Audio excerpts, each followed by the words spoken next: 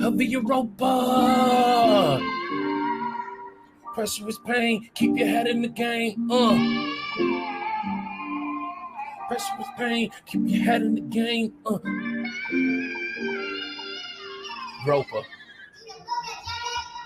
Be practical, not irrational. Rationed off half of what I had, it's all tactical. Hitting like blue dope, the stamp saying magical. Your serious turns to me all laughable. It's admirable, you're dealing with some real rank, still calling shots. I see the dropping this Shawshank. Ain't no friends, it's only fins in the Shark Tank. Twin safe. Force well stakes on my plate. Take heed, should be common sense. There's a caviar that ends up like caviar up on my dish. She said, oh my God.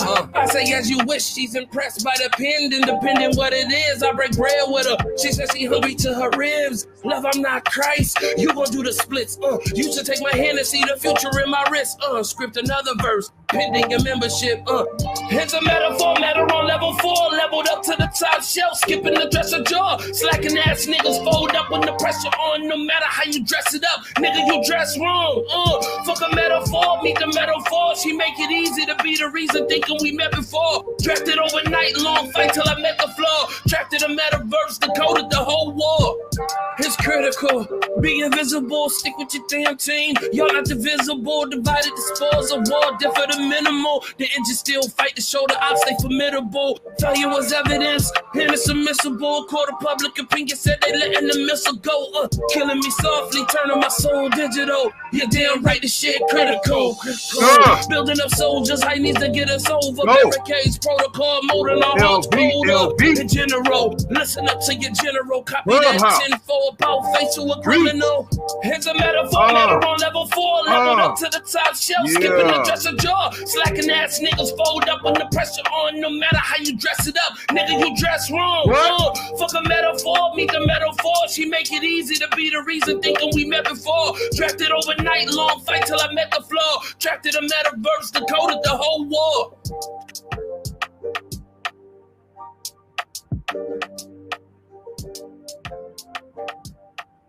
My goodness, y'all. My goodness. This is y'all's boy. This is your boy, Bishop Black Jesus Minister, balling and crawling, swinging and banging by any means necessary, all the way from Houston, Texas, brothers and sisters. Yes, indeed. And we got a good one for y'all tonight, brothers and sisters.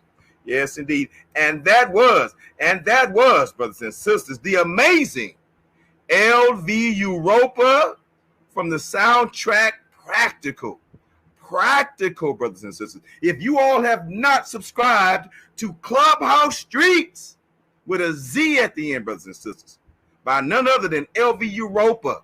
And if you have not bought some of this brother's music and supported this brother's awesome music on his way to becoming a millionaire, a billionaire artist, brothers and sisters, in the making, brother, he's and sisters, he's already there. We just got to help get his name out there, y'all.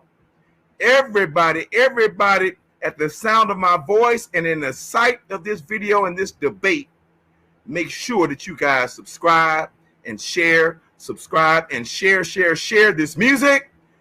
And subscribe to Clubhouse Streets, brothers and sisters. We're going to make a millionaire and a billionaire out of LV Europa before it's all over, brothers and sisters. And I thank this brother for partnering and being a friend of the ultimate debate league, brothers and sisters. And we have another ultimate debate league match, brothers and sisters. And let us not delay, because we ain't playing. We're going to keep it practical, brothers and sisters. We're going to keep it practical. All right. Let's see who we got on the line, y'all. Let's see who we got on the line. Uh-oh. We did lose one person. Hopefully we'll get him back soon. And not later. All right. I think we're missing Professor Mack. Professor Howard Mack. It says device not connected. So Professor Mack, if you want to click off the studio screen and then click back in, maybe that'll solve our problem. maybe that will solve the problem, my dear brother. So let me get rid of this right here. Well, I think I'll leave that, and maybe he'll come back and resume that spot in that position. Brothers and sisters, the title of tonight's debate, the title of today's debate, whatever side of the planet that you are on, brothers and sisters, whatever side of the planet that you are on, brothers and sisters, the title is the Ultimate Debate League title for this matchup between Professor HueMan versus Andrew the Great. Did Paul's teachings, did Apostle Paul's teaching, did Apostle Paul's teachings usurp the teachings of Jesus Christ? That's the question tonight, y'all. That is the debate tonight. That is the dilemma that somebody's going to bring to the table and cause problems for somebody. So, brothers and sisters, thank y'all for being here. And we're not going to delay any further. We're going to introduce our debaters tonight and allow them to introduce themselves to each and every one of you. And immediately after they introduce themselves, we're going to hear from our illustrious judge, Sister Nitsa Hustle, brothers and sisters, in the building, y'all. She's going to serve as our judge tonight. And many of you all know the sister from Clubhouse, so greetings to the sister. But right now, we're going to hear from Professor Mack, just in case we lose him again. Professor Mack, unmute your mic, brother, and briefly introduce yourself to the people. You got 1 minute to do that, brother. 1 minute. All right, no problem. Welcome, everybody. It's going to be a great debate today. I'm arguing the negative, that Paul did not usurp the teachings of Christ. I think is ridiculous. We're going to prove it. I'm going to attack every point he comes up with, but I'm also going to show in the scriptures and through historical documents why that cannot be the case. Welcome, everybody, to what is going to be an epic debate. Okay, we're going to talk today about what proof looks like and what it don't look like. Okay, so I just want a brother to prove his premise. I'm going to let him do his best, but I'm here to cut through all the fat like I always do. So I'm going to tell you right now, he better call Saul because he can't prove it with Paul. With that, I'll land. My goodness. That's the professor in the building, y'all. He ain't no country community fake professor. This is a real live professor over here, y'all. The real deal. Now, we got another real deal in the building, too, and he goes by the name of Andrew. Andrew the great, brothers and sisters. Yes, indeed. Brother Andrew, introduce yourself to your people, man. Unmute your mic, Andrew. Y'all know the vibes. Andrew the Great in the building. Also Andrew the student, because we got to continue to learn. The moment you stop learning, it's over. You know what I mean? You might as well throw some dirt on you. Continue to learn. Today we're going to talk about Paul pretty much hijacking the New Testament with just sheer force and volume. And we're going to really get into it. You know what I mean? I feel like if you actually read the book the way it's supposed to be read, he tells you that in his own words. And then you can also use logic and the Holy Spirit. You know what I mean? If you can. But yeah, Andrew the Great. I'm from the music background. We do festivals and stuff like that, music festivals. We got one coming up this weekend, August 5th, Arts in the Park. If y'all in the Midwest, come check us out. But we're going to get straight into the debates, man, and have a good time. So peace to the people.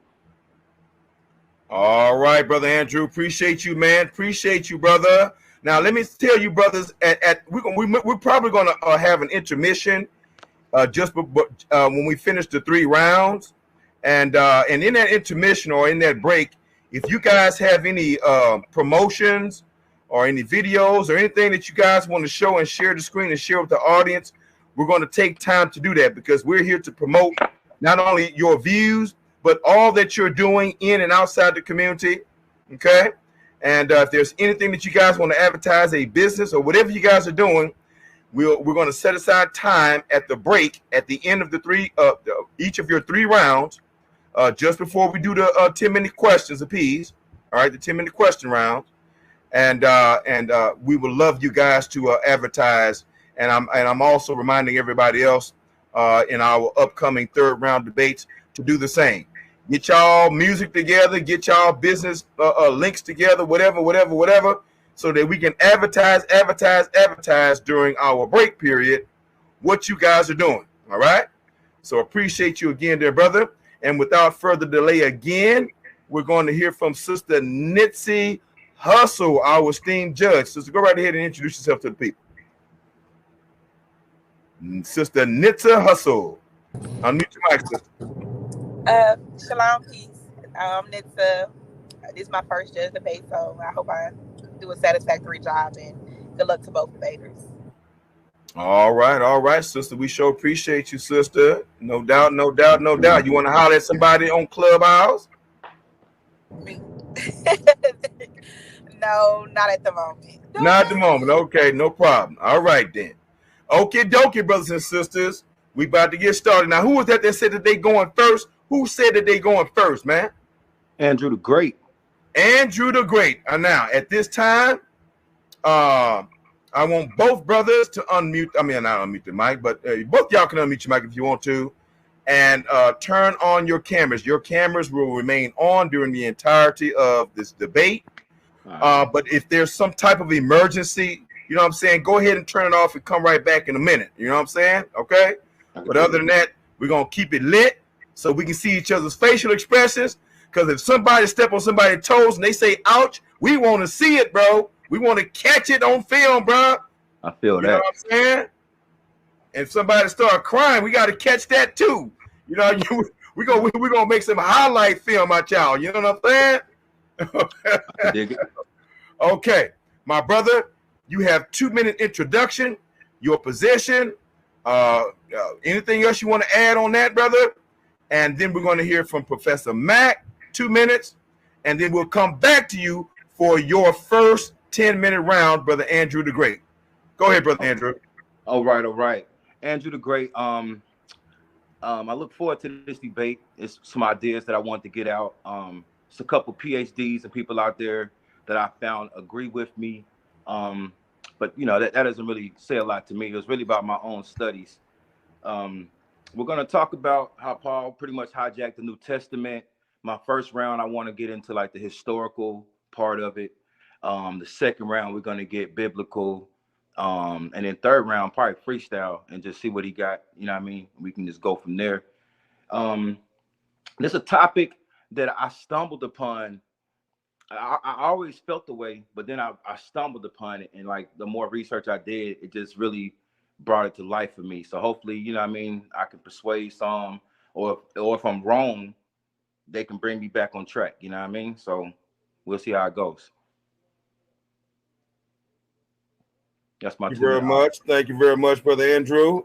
That was Andrew the Great, brothers and sisters. And we ain't heard it all, brother. That was just an intro. Brothers and sisters.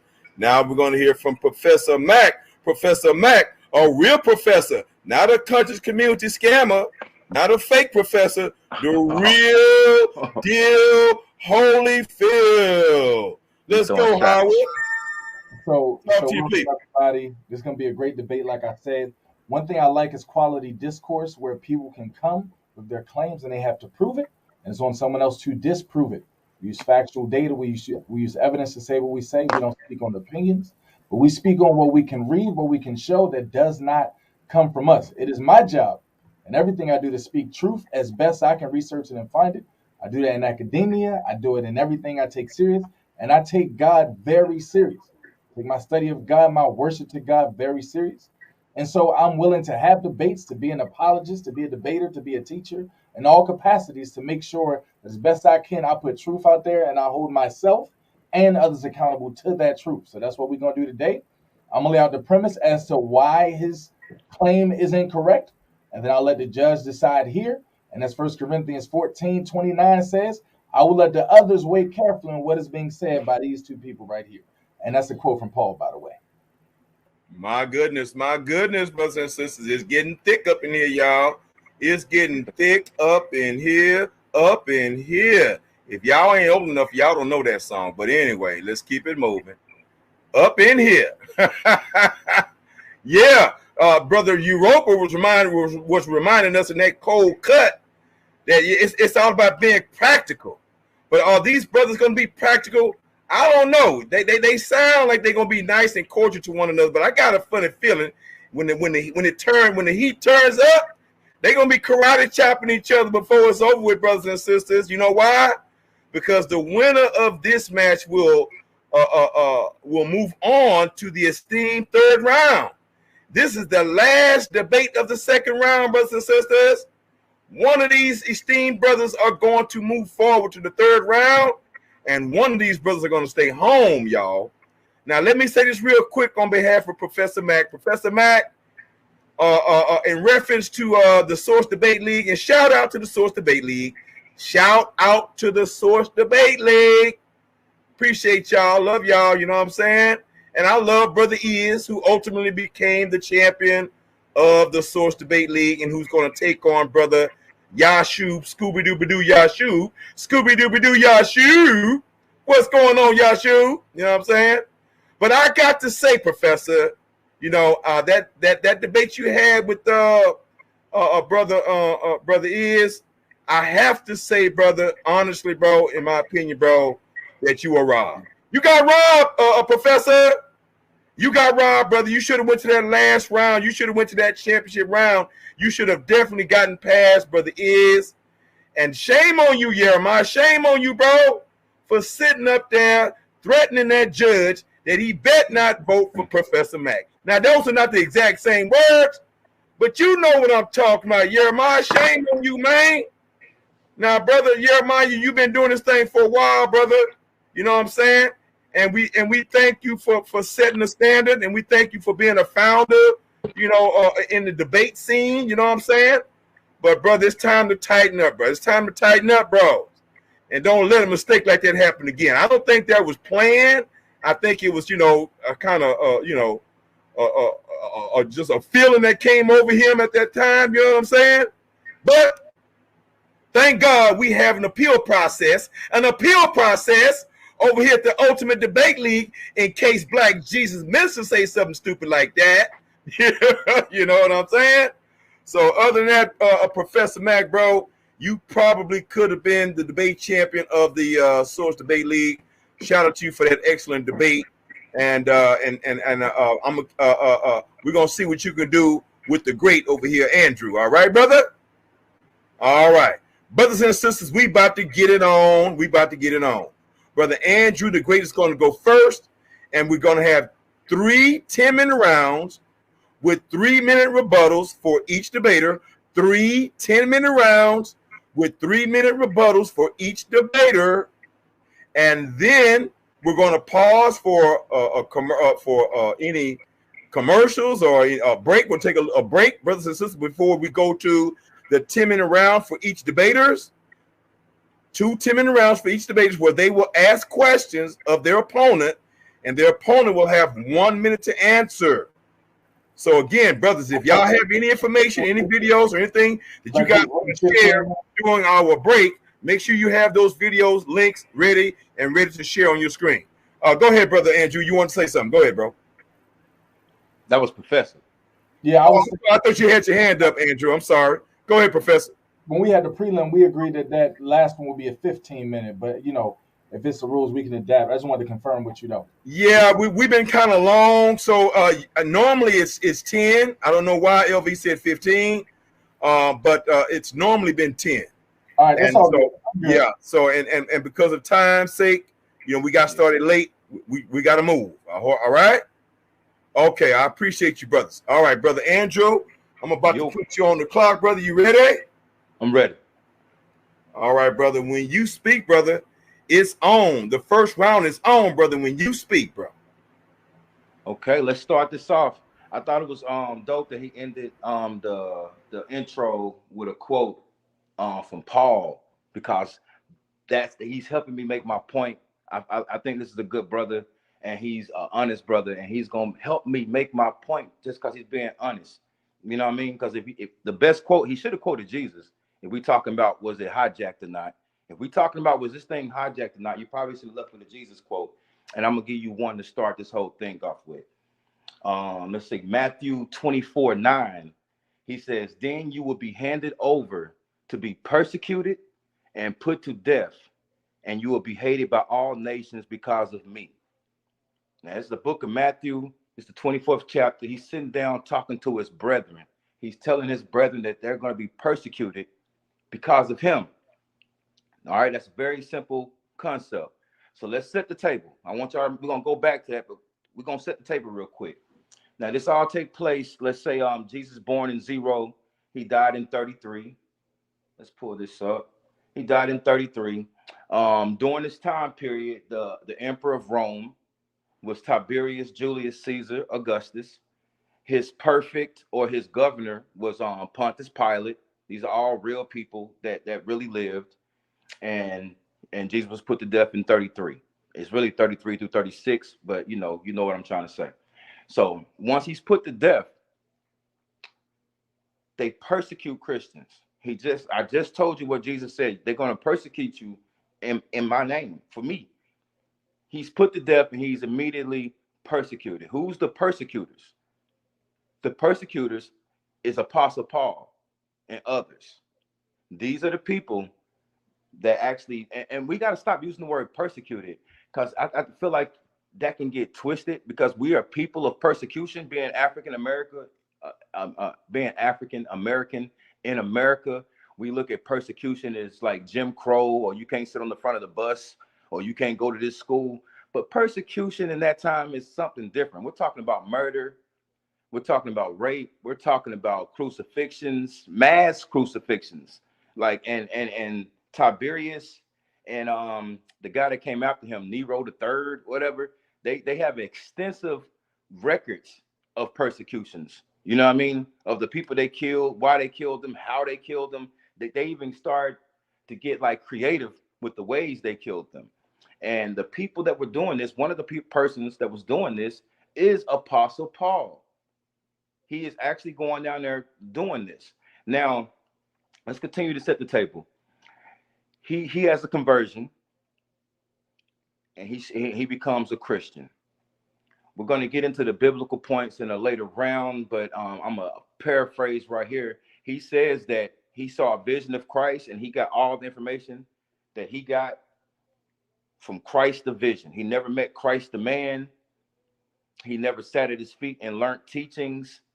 And he says, I didn't get it from another man. So he didn't learn it from Luke. He didn't learn it from Peter. He's telling you, this is my gospel. And this all taking place right after the death of Christ. So we're going to stick with the historical front. Let me switch my page right here. The historical front. We're going to get into his books. I'm calling this the hijacking of the New Testament, just because of the pure volume. There's 27 books in the New Testament. 13 of them were written by Paul. So that's like over half the books, not over half the books, almost half the books is written by one person who never met Jesus at all. And also, Jesus warned that you're going to be persecuted because of me. So we're going to continue with that. This is a side note. Let's get another scripture how we hear. And if I let me know when I get to like 6-7 minutes or something like that. All right, let me get my side note. Another one, Jesus talked about how people are going to come in his name and deceive many. And he says it like 3 times. Like he says it like 3 times within 15 verses. So like he really letting you know, like if I'm leaving, I'm like, yo, don't touch this. Yo, don't touch this. And if I say it a 3rd time, you know I'm serious. He letting you know people are going to come in his name and deceive many. He also talks about you're going to be persecuted. And it looks like the person that he's describing is Paul. Let's get into these books. All right. He wrote 13 of the 27 books. Now, just saying that on face value is not a big issue. The issue comes in when the people that canonize the actual Bible tell you that only seven are authentic. What does that mean? Like what does that mean? If you wrote 13 out of the 27 and 7 are authentic, what are the other 6? Where did the other 6 come from? What time period You know what I mean? Like, what time period did they come in? What was talked about in those other books? You know what I mean? So let's get into this. The books that have been that the church themselves say are authentic are Galatians, the Theologians 1 and 2, Corinthians 1 and 2, the book of Romans, the Philippines, and Philemon, if I'm saying that one right. So that's 7. Now you notice I skipped over a lot. I skipped over a lot. I skipped over both Timothy's. I skipped over Ephesians. I skipped over Titus. Oh, and my fault. And only one of the theologians was authenticated. The second one was found to be something else, and it's gonna be a word that I'm gonna introduce. I probably should have put it in the back chat, but I'm gonna spell it for y'all. How much time I got? Brother, I'm gonna let you know when you got 2 minutes. I'm gonna say 2 minutes. All right. All right. All right. So the word of today, and I should have put this in the back. I wish I could put pictures in the back, but it's pseudepigrapha. Pseudepigrapha. I can spell it or I can just type it. I'm gonna type it back there too for y'all. It's pseudo, the word pseudo, PSEUDO, PIGRAPHA. So you can write that down, look it up. All right. Now this word, it talks about this word is falsely attributed works. Text whose claimed author is not the true author, or work whose real attributed to a who is I'm sorry, I fucked that up. I messed that up. I ain't trying to cuss. Or work whose really attributed. The person who really wrote it put it on a figure in the past. My bad. I'm messing up my own stuff. You know what I mean? So that word means that when you take a work and you change the author. I write it and I say this person wrote it. You know what I'm saying? That's a real word. It's most famous by Aristotle. You got like the pseudo Aristotle, and you got the pseudo Dionysius. Dionysius is important because he shows up in Acts, and we're going to talk about that. So this word is called pseudepigraphy. It's also the regular word we used to is angelicized. Okay, so 7 of these books was written by a different author at a later time period. 2 minutes. And subscribe to Paul. And it's not Andrew the Great saying it. They actually use the word pseudepigrapha, and then they'll say the name of the book. And the name of that book will be Timothy 1, Timothy 2, 2nd Thessalonians, Ephesians. These is other people's writings. These are other people. This is why we're using the word hijack. Not only did you pull up with 13 books, 7 of them ain't even you. 7 of them ain't even you. That's a big issue. Okay, the 6 that we say are you, we still kind of question, but we're gonna let that slide. Now let's look to the other apostles who may have spoke of him. Let's talk about Luke.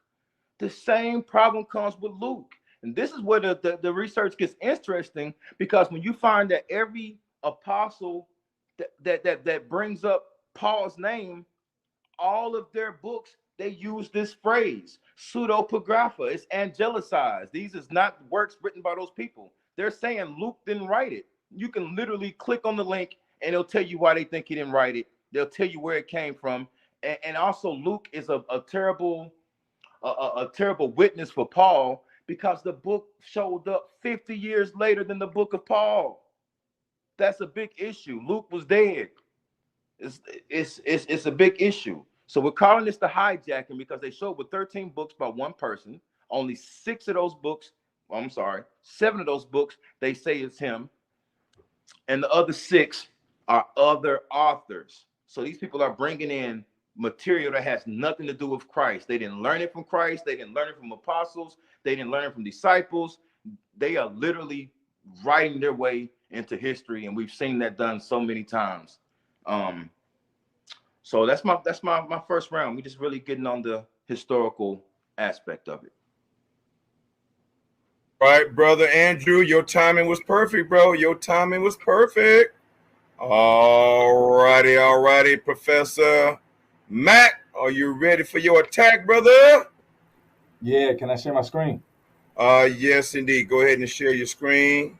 All right.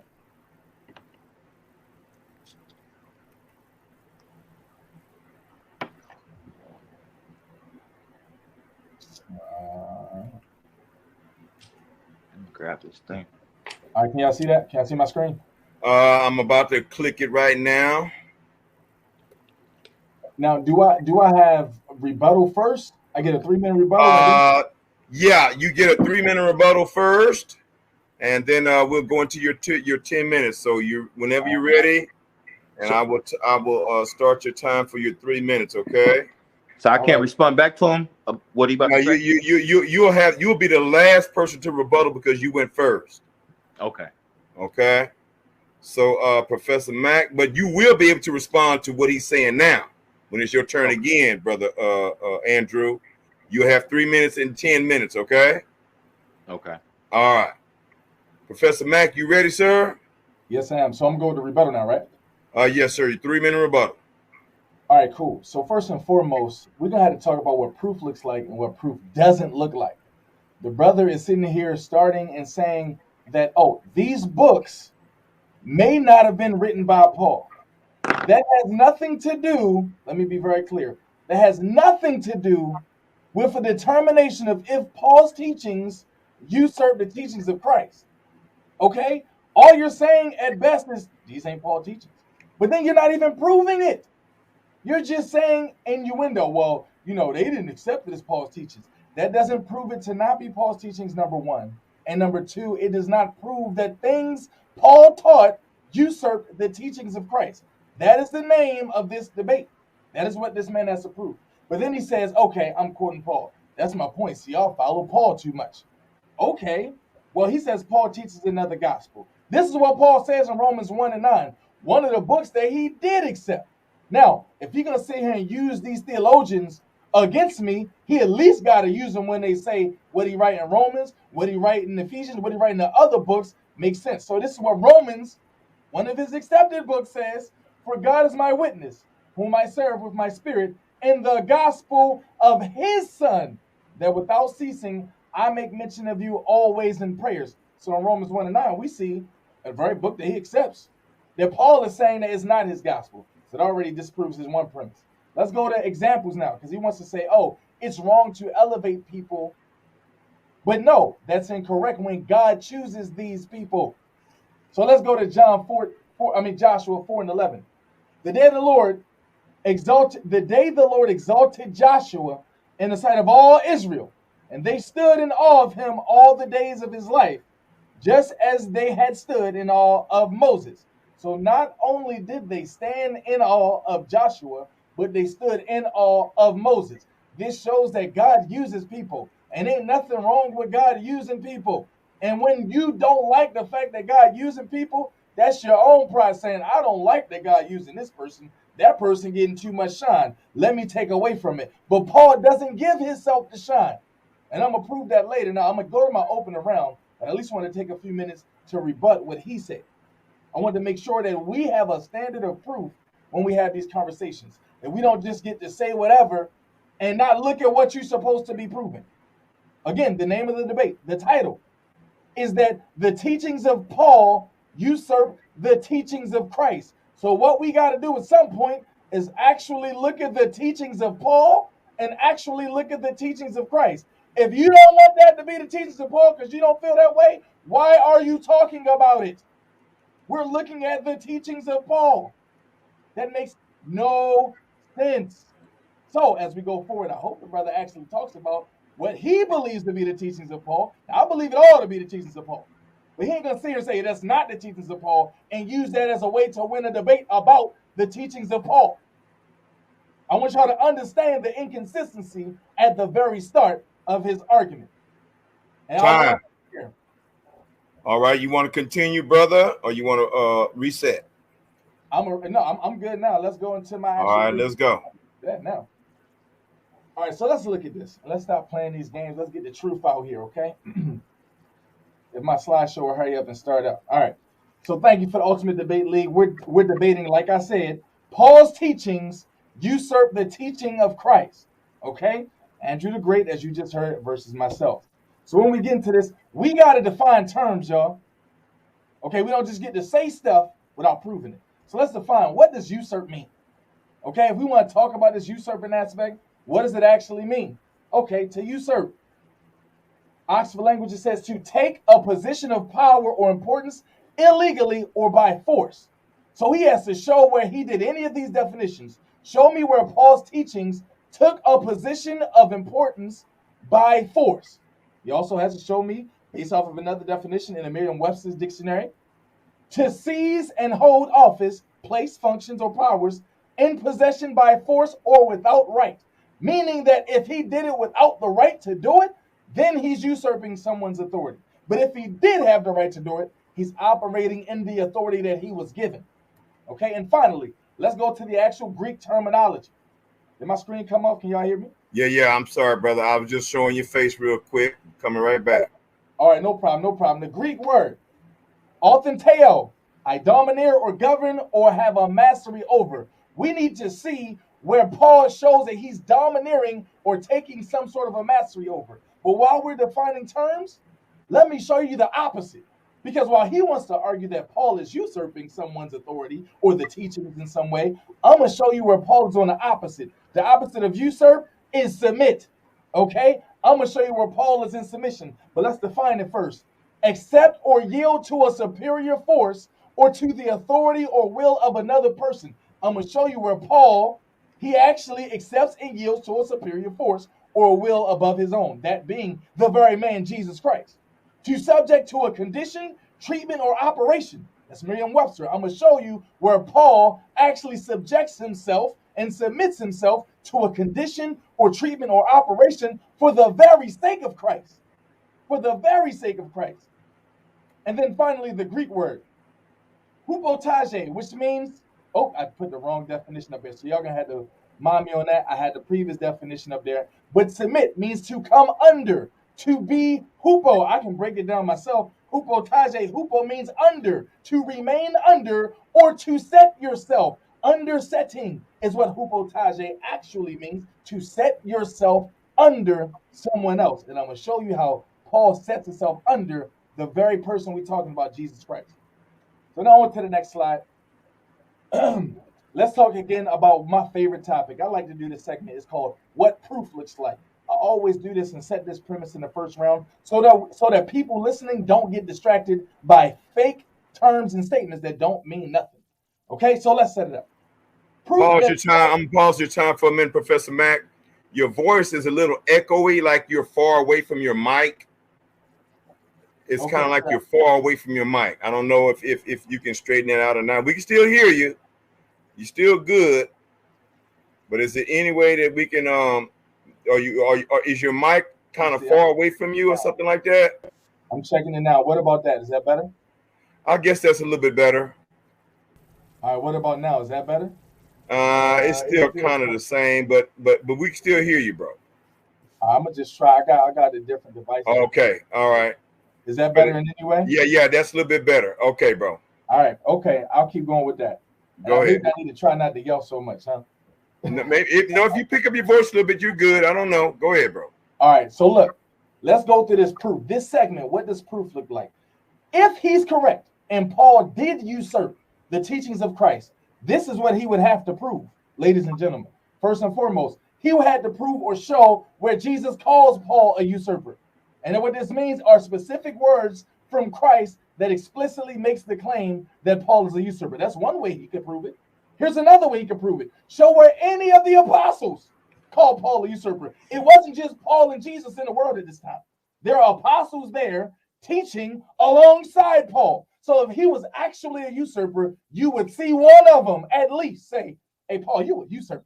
You would see that. So you had to show that by explicitly showing specific words from the apostles that make this claim. Okay, another standard of proof. Show me where Paul speaks against Christ and or his teachings. Okay, you got to show me where the teachings that you believe are Paul's teachings actually speak against the teachings of Christ after his conversion when he's Paul. And then finally, oh, did that go away? Go away. I don't know why that's up there now. And then finally, he has to show me where Paul does anything that actually usurps the teachings of Christ. Specific actions of Paul that go against Christ after his conversion. Oh, and there's one more I forgot. Explain why because he's talking about the historical data, right? Okay. Explain why Paul's writings have been collected with all the apostles' writings throughout all of history.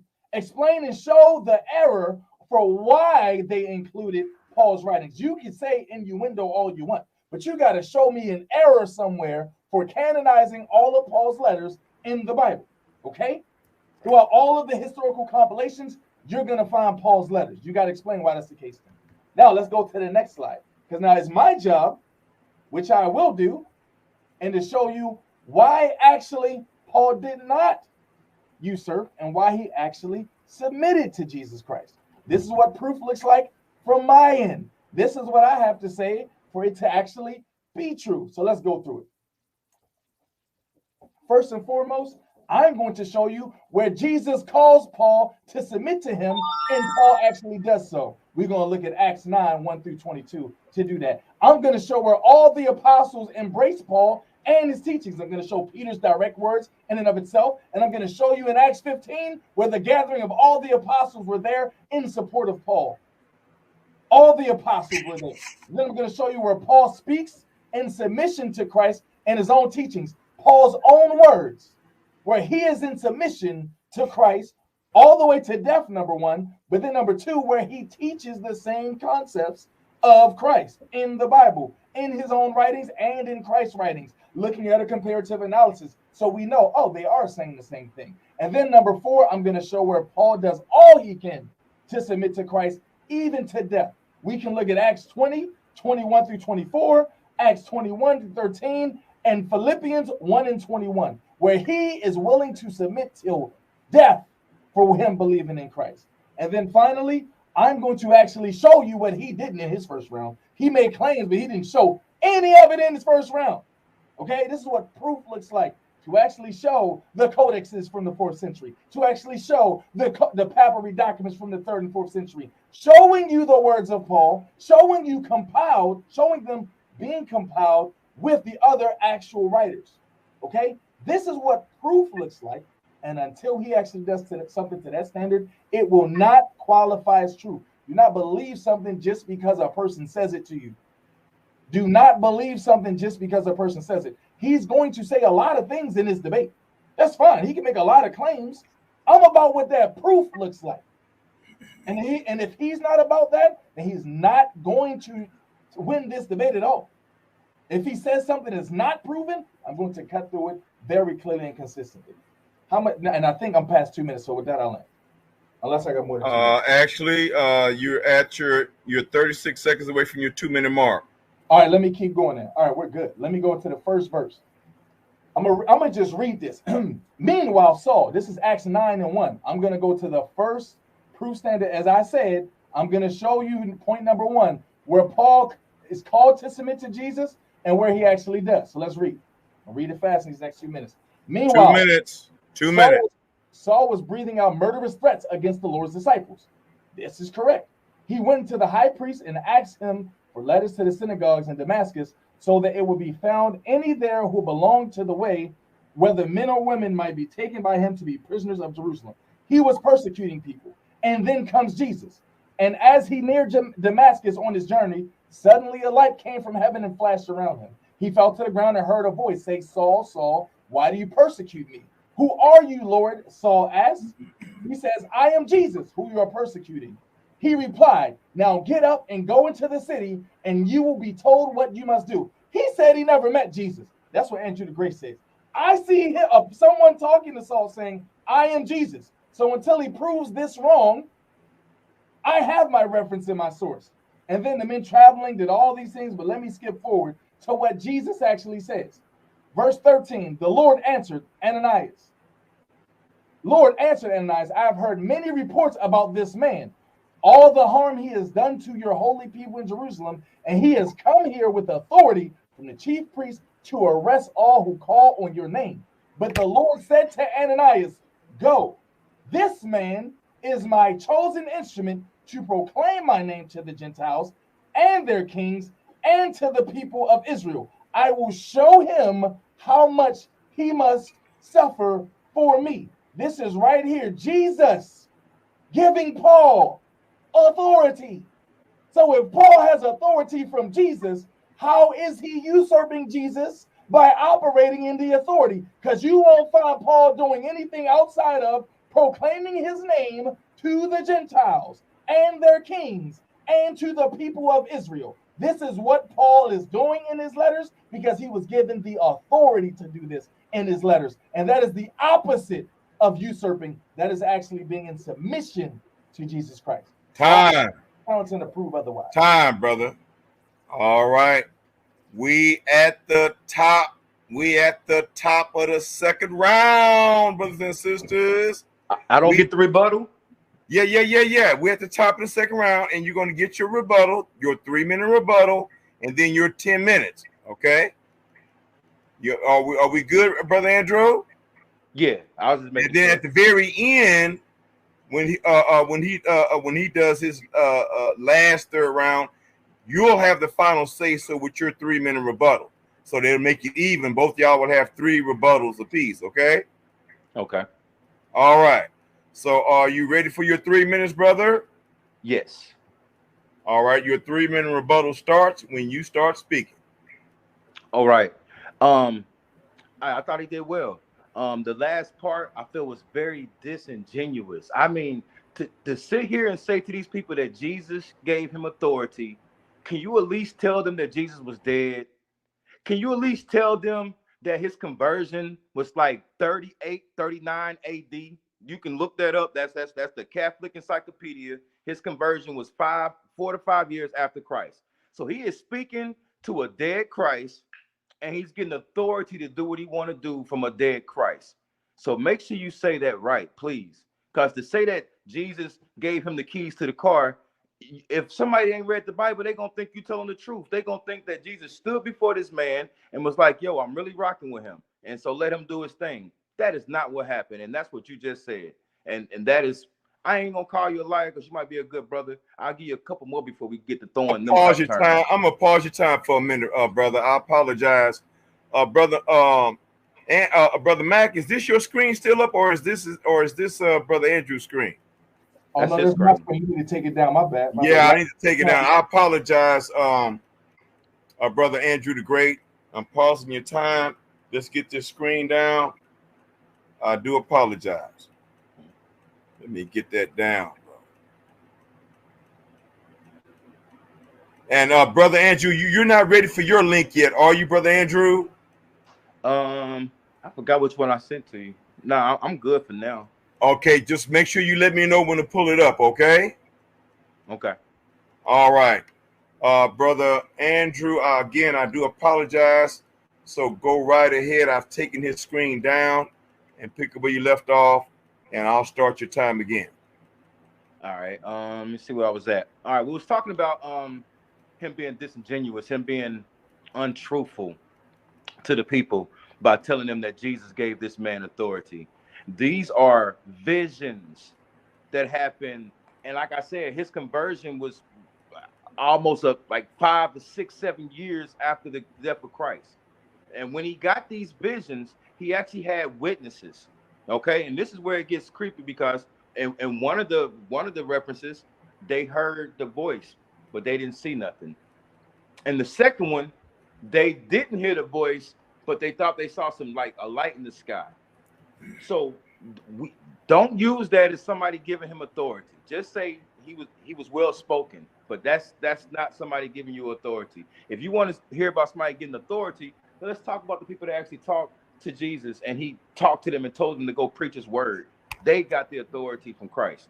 Another thing he said that the other apostles treated him well. They all got along. That's another disingenuous thing. If you've never read the Bible, you would take that at face value. But in real life, he got into it with Jesus' brother, both his brothers. He got into it with his brother, with James, and he got into it with Peter to the point that they all dispersed and left him. And it was all about keeping Torah. The thing about Jesus was here. He wanted to fulfill the commandments. He still wanted you to keep Torah. You had to keep the commandments. Paul was about not keeping Torah. He was trying to make this like a golden corral type religion that everybody could do. Like, oh, okay, you can still eat pork. Hey, you ain't got to be circumcised. Hey, you can eat with the Gentiles and break kosher. He was pretty much he was an apostle for the Gentiles, and they was a wild bunch, and it was hard for them to keep Torah. And so his whole mission was to take that part away. And he got into the argument with James and Peter. If he needs me to pull up the things, we can. It was in the city of Anatolia, however you say that word. But we can pull up the actual scriptures for him so he can see this. And he can see that they did not get along, to the point that also in Paul's books, he calls them super apostles. He's separating himself from them. He's saying, they really boastful. They really, because they sat with Jesus, and he had to report to them. So he actually was being sarcastic in his own writings, calling them super apostles.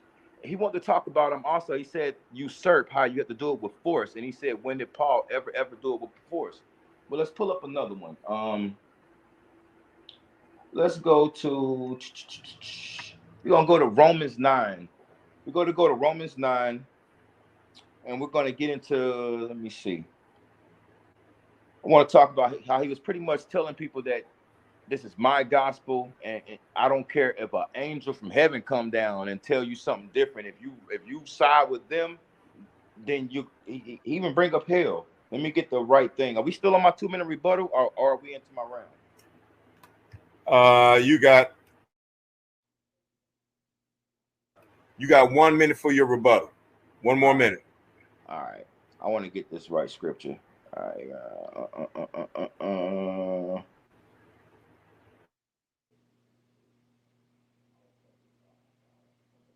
And my bad. I'll save that for a different one. I want to bring up, I know he knows the passage that I'm referring to, but it's one of these. I'm mad I can't just pull it up. It's Romans 9, but I didn't put down the actual verse. But he pretty much like threatens. He gives curse. He said that you'll be cursed if you preach anything other than him. And he went so far to say, even if an angel came down from God himself and spoke, that you should listen to my gospel, over what they're talking about. What I do have here handy is a couple times where he talked about it being my gospel. We can go to Romans 2:16. He says, in the day when God shall judge the secrets of men by Jesus Christ, according to my gospel. Okay, he does it again. It's like, I don't know why he wanted to, he just kept saying it.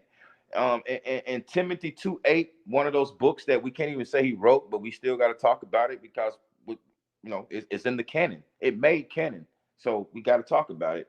Remember that Jesus Christ of the seed of David was raised from the dead according to my gospel. He keeps talking about his gospel. He says it like multiple times. And let me see, this we in my second round, so we might as well just keep on going. All right. So let's get into some of the things that separates the gospel of Paul from the gospel of Christ. So you're gonna continue on into your 10 minutes. You don't want to stop. Just keep flowing. Yeah, I might as well just keep flowing. All right. Because I wanted to pull up. He said something, and I had wrote down the verse. I wrote down the spot, but I didn't write down the verse, and I can't read all of Romans 9 to find that real quick. Okay, your 3 minutes just expired, so we're going into your 10 minutes now. All right. Let's see. Round two. Let's get biblical a little bit. We're going to talk about just the different things between Paul and Jesus. The biggest one we kind of talked about already was about Jesus' importance on keeping Torah. He wanted people to continue to do the commandments. He even said that, let's pull up the actual things. So we go to Matthew 24:4. All right. My bad. I should have had these labeled better. All right, we're going to go to Matthew 23:8-10. All right. 23:8-10 for everybody out there. 23:8-10. All right, now this is Jesus talking about instructors and people calling themselves leaders and rabbis and things like that. He says, but you are not called to be rabbi, for you have one teacher, and you are all brothers. All right, that's Jesus saying it. And I want to stop just saying Jesus too. Let's just, because I know what type of brother I'm dealing with. We're talking about God in flesh. The God that made the moon and the stars, put himself in a human body and came down here to talk to people. And this is what he is saying. Okay? After he's killed by these people, another guy pops up on the scene and says something totally different. So let's see what Paul says about being rabbis and stuff like that. We're gonna go to Timothy 2:7.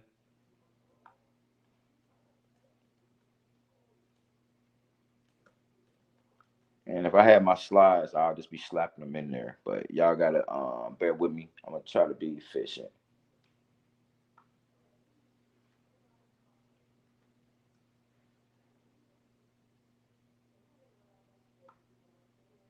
All right, Timothy. Why is it not popping up? I'm misspelling Timothy or something.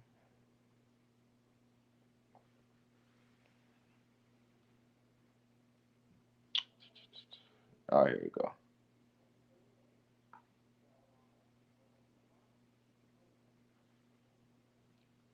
Man, my bad. My stuff going super slow.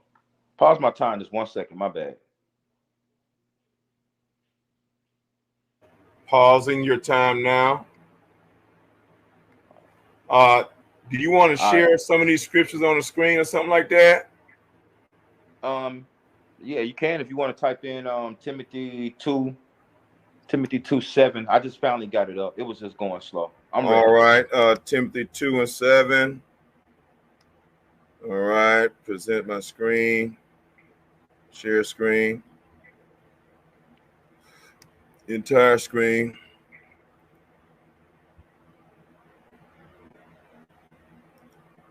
Timothy 2:7. Timothy 2, basically. Okay, let me go to Timothy 2. Not really a big deal, but it's just Timothy 2. Is it 1 Timothy or 2 Timothy? First.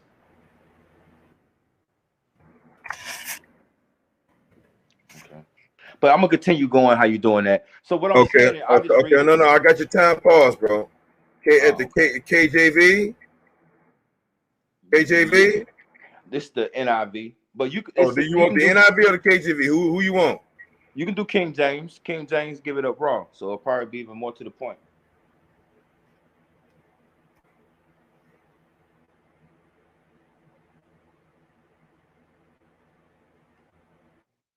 All right, can you see the screen, brother? Can you see the screen?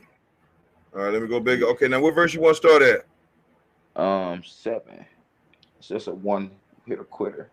2 and 1. 2:7. 2 and 7. Okay. Yeah. All right, brother. Your time starts when you start reading, bro. All right, my bad. I'm gonna be all in the camera because it's small, so this might look crazy on the playback. But it says, "Whereunto you I am ordained a preacher, an apostle. I speak the truth in Christ and lie not, a teacher of the Gentiles in the faith and the verity." So it's different in the NIV. In the NIV, he calls himself a teacher, and he actually says, "I'm not lying," like what a lot of people who lying do. But so Jesus say you don't call yourself teachers, don't call yourself rabbi. My guy comes out and gets to call himself a teacher. He says that he's anointed, and he's really talking about those business that Professor Mack was talking about. That really wasn't the best one to pull up, but that was just one quick one. Let's go to like mercy. We go to like God's mercy on man. We can look at Romans. Let me see. Romans 9. Romans 9. Yeah.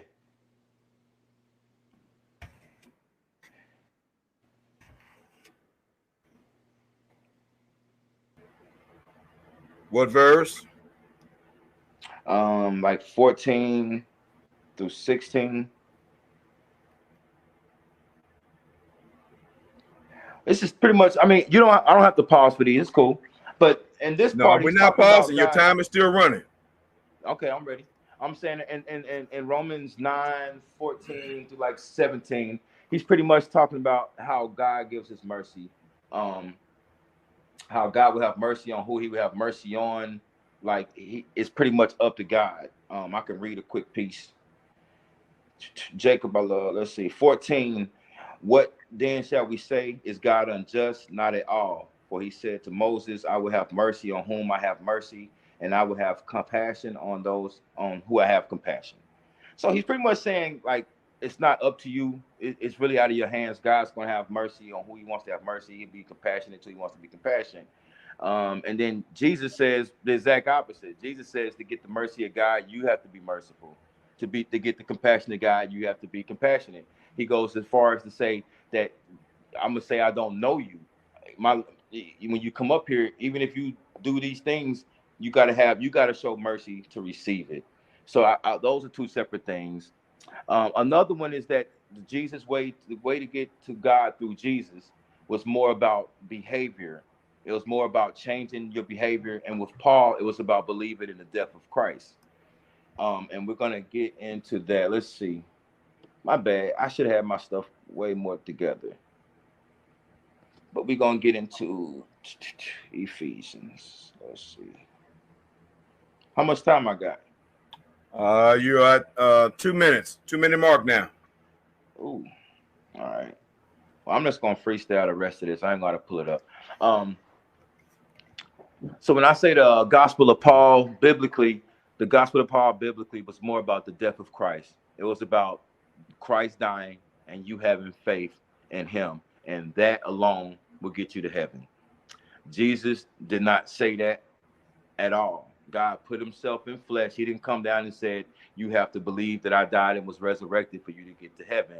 He gave them, like, pretty much told them they need to keep Torah. He told them they need to be merciful. He told them to keep the commandments. He pretty much, they be good Jews. He was the Messiah of the Jews. And even when he came back, I mean, they thought he was here to bring the city of David back. He was supposed to redeem Israel. You know what I mean? When he died and came back, the first thing they said is Israel going to be redeemed? He came for that reason. Paul was changing this gospel and had to make it fit for the Gentiles. And so that's why he took a lot of things from Torah. He even said there was no Jew or Gentile. He goes super deep into this. He talks about the circumcision. He makes jokes about circumcision. He talks about, I hope the knife castrate him. Like, he says some wild stuff about pretty much getting people to break Torah. And that's why the other apostles were getting mad, because they kept it. They didn't want to eat with the Gentiles. The certain food they didn't eat. They still observed the Sabbath. So that's why I'm calling it a different gospel. I wish I was better prepared and had like more verses. I really do, but I'm just going to be reading them off. We can talk about the law, Matthew 5:17 through 20. Time, brother. Time. All right. All right. That was Andrew the Great setting it off the second round, brothers and sisters. Now we back. It's back in the hands of Brother Mac at the bottom of the second round. Brothers and sisters, I hope y'all ready for this roller coaster ride, y'all. My goodness. Professor Mac, you about ready to do your thing, man? Yeah, if you can throw my screen back up, I did a 3-minute rebuttal. I sure will pull that screen back up. All right, you see your screen, brother? Because I see it. Yes, sir. And that's where you want to be. That's where you want to be, right there. Yeah, I'm gonna just start by reading the verse, and I'm gonna make my point. I'm gonna just okay. So now you got 3 minutes, right? A 3-minute rebuttal, right? Yes, sir. 3 minutes, and then we'll go to your 10. Or do you just want me to run your whole 13 together? How you want me to do? I want you to stop and then start again, because I want. Okay, no problem. Your 3 minutes start when you speak, brother. All right, thank you. So let's just read this. This is the book of John 6:29. These are Jesus's words. Let me start from what he said before. 28. They asked him, "What must we do to do the works God requires?" Jesus answered, "The work of God is this, to believe on the one he has sent." Now he's saying that Paul, first off, he lied on Paul. He said that Paul said, all you got to do is this. This is why it's important to read the actual verses, because he's just quoting, paraphrasing, and misquoting, and the specifics matter. Okay? This is what Paul teaches. And guess who I just read teaching it? Jesus Christ. So when we talk about Paul says you got to believe, well, that's all you got to do. No, he didn't say that. In Romans 4, he says faith is credit to him for righteousness apart from works. He never said anything about not doing work. He just said that faith is a credit to you apart from works in Romans 4, 3 and 4. But this here, we see Jesus saying that what you need to do the works of God is to believe on the one that he has sent. So I just got to clear up a few things. I got two more things I got to clear up. I'm going to get all done in this round. Okay, now the brother also said, which I got to cut through too. Oh, Paul said this is my gospel. Paul said this is my gospel. Well, let's look at what Paul says about it. 1 Corinthians 2. This is verse 12. What we have received is not a spirit of this world, but the Spirit who is from God, so that we may understand what God has freely given us. This is what we speak, not words taught by human wisdom, but in words taught by the Spirit, explaining spiritual realities with Spirit-taught words. Okay? He's saying these are not my words. These are Spirit-taught words. Let me give you an example of that from who we talking about that Paul teaches from. This is Jesus saying the same thing in John 14, and I'm going to go to verse 9. Oh, no, go to verse 10. Don't you believe that I am in the Father and the Father is in me? The words I say to you, I speak not my own on my own authority. Rather, it is the Father dwelling in me doing the works. This is what I see as consistency. Because if you really want to know who the gospel it is, it's the Father's gospel. It's the Father's words. But Jesus Christ is speaking it, is he not? But Paul is also speaking it, is he not? But it's also called the gospel of Christ, is it not? So you got to find consistency. You don't understand how agency works. And when you are aligned with the Spirit, it's yours and it's as the agent because you possess it to give it. And it's the one who gave it to you, the origin. But he gave it to you to actually have, to give. This is why Paul says he preaches and teaches with Spirit-taught words. So you can call it his gospel. It is his gospel. If you understand what gospel means, it's good news. And if he's giving it, he's giving good news. So the things he says, well, what you won't find ever is where he says a different gospel of Christ or where he says it's usurping or that it's not Christ. Because I already read for you a verse where Paul said that it was Christ. So he didn't say 3 minutes. Time. All right, sir. You ready for your 10-minute rebuttal? I mean, your 10-minute round? Yeah, you can start me. I got one more thing to clear up in my 10 minutes, so we're good to go. All righty, sir. Your 10 minutes start when you speak, sir. All right, thank you. See, now I listen well, and I take notes, and I remember. Because there's another thing that he said. I pointed out in Acts 9 how Jesus met Paul on the Damascus road. And his qualification was, man, that was a vision. That didn't mean nothing. Well, let me show you what visions actually mean. See, he got to say something, but he got to show it consistently. Let me first go to Genesis. Let's go back to the book of Genesis, verse 15. And the word, this is Genesis 15, verse 1, if you can see it on my screen. And the word of the Lord came to Abraham in a vision. Now, let's see what happens in this vision. And you tell me that this vision don't matter, just like that other vision didn't matter. After this, the word of the Lord came to him in a vision. Do not be afraid, Abram. I am your shield, your very great reward. But Abram said, Sovereign Lord, what can you give me since I remain childless? And the one who will inherit my estate is Eleazar of Damascus, his servant. And Abram said, you have given me no children, so a servant in my household will be my heir. Then the word of the Lord came to him, this man will not be your heir, but a son who is of your own flesh and blood will be your heir. He took him outside and said, look up at the sky and count the stars, if indeed you can count them. Then he said to him, so shall your offspring be. And then this is what happened. Abraham believed the Lord, and it was credited to him as righteousness. So he believed the vision. See, he was in a vision. And because he believed the vision, it was credited to him in righteousness. Guess who else understood this? Paul. Because Paul quotes this directly in Romans chapter 4.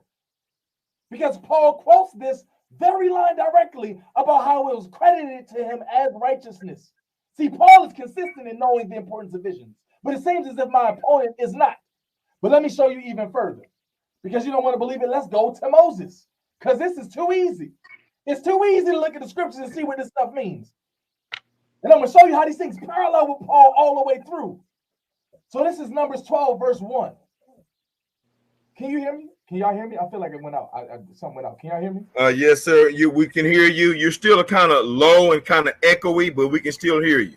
All right, okay. I'm going to do my best to come close to the screen. Let me get closer to the microphone. This is Numbers 12, verse 1. Miriam and Aaron began to talk against Moses. So this is just like what other people did with Paul. Because see, when you walk in authority, people are always going to talk against you. But let's see what happens here. And they began to talk against Moses because of the Cushite wife, for he had married a Cushite. Has the Lord spoken only through you, Moses, they asked? Hasn't he also spoken through us? See, the apostles could have said this, but they didn't. People could say, well, why are they talking through Paul so much? Shouldn't they talk through somebody else? They ask. Okay, and the Lord heard this. I'm going to tell you, the Lord is listening right now. Now, Moses was a very humble man, more humble than anyone else on the face of the earth. Verse 4, at once the Lord said to Moses, Aaron, and Miriam, come out of the tent of meeting, all three of you. So the three of them went out. Then the Lord came down in a pillar of the cloud. He stood at the entrance of the tent and summoned Aaron and Miriam. When the two of them stepped forward, he said, listen to my words. Now, I wonder if Andrew the Great is about to listen to these words too. He says, when there is a prophet among you, I, the Lord, reveal myself to them. How?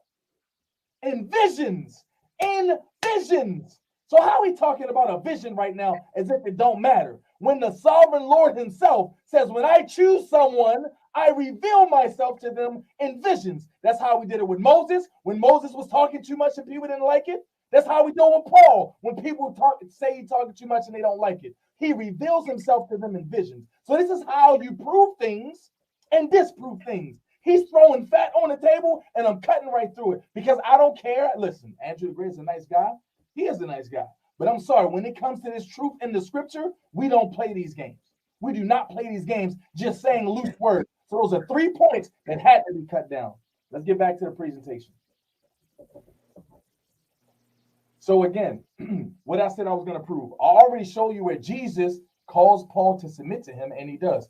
In a vision, just like Abraham, just like Moses. So unless you got a problem with the vision of Abraham and Moses, he should really be accepting this one too. So let me go to the next thing. I'm going to show you where other apostles embrace Paul and his teachings. All right, let's go to 2 Peter. 2 Peter 3. And I'm going to just read 2 verses real quick. It ain't got to take too long. Okay? This is Peter writing. Now, I want Andrew the Great to tell me that Peter's writings are now not valid. I want him to tell me this. Okay, let me read it. Bear in mind, this is verse 15 of 2 Peter 3. Bear in mind that our Lord's patience means salvation, just as our dear brother Paul also wrote you with the wisdom that God gave him. Even Peter acknowledges that God gave Paul wisdom. Okay? He writes the same way in all his letters. You know, all his letters means more than one, don't it? Speaking in them of these matters, his letters contain some things that are hard to understand, which ignorant and unstable people distort, as they do the other scriptures. So if he's saying that about the other scriptures, that means he's calling Paul's writing scripture. And they do it to their own destruction. Now listen, I got no qualms with the brother Andrew the Great, but he's going to have to decide today, is he really going to keep believing something based off his own opinion, or is he going to look at what the scriptures say, all of them? Because he ain't showed nothing yet that contradicts anything that I've taught. So let's go to the next example. As I said, I'm going to show you Acts 15, where not just Peter, but all the apostles show support for Paul. This is Acts 15. And what I say, I'm going to start at verse 11. I'm only read 2 verses. So I'm going to start at verse 12. Okay? Acts 15, let's start at verse 12. The whole assembly. Now, this is when the entire council of Jerusalem came. All the apostles. You can read, let me say this real quick. You can read up at the top where it says all the apostles gathered. Then some of the believers, hold on.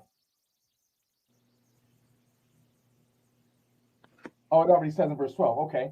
The whole assembly became silent as they listened to Paul and Barnabas telling about the signs and the wonders God had done among the Gentiles through them. So not only were these apostles and all the audience in agreement, they were astonished at how much God was working through them. Now let's go down to verse 22. Then the apostles and elders with the whole church decided to choose some of their own men to send them to Antioch with Paul and Barnabas. So not only did they hear it, they say, hey, let us give you support in this cause, because it's such a great cause. It wasn't just one apostle. It says that all of them gathered with all of the elders, and the whole church were in support of Paul to the extent that they sent him support to go on his journey.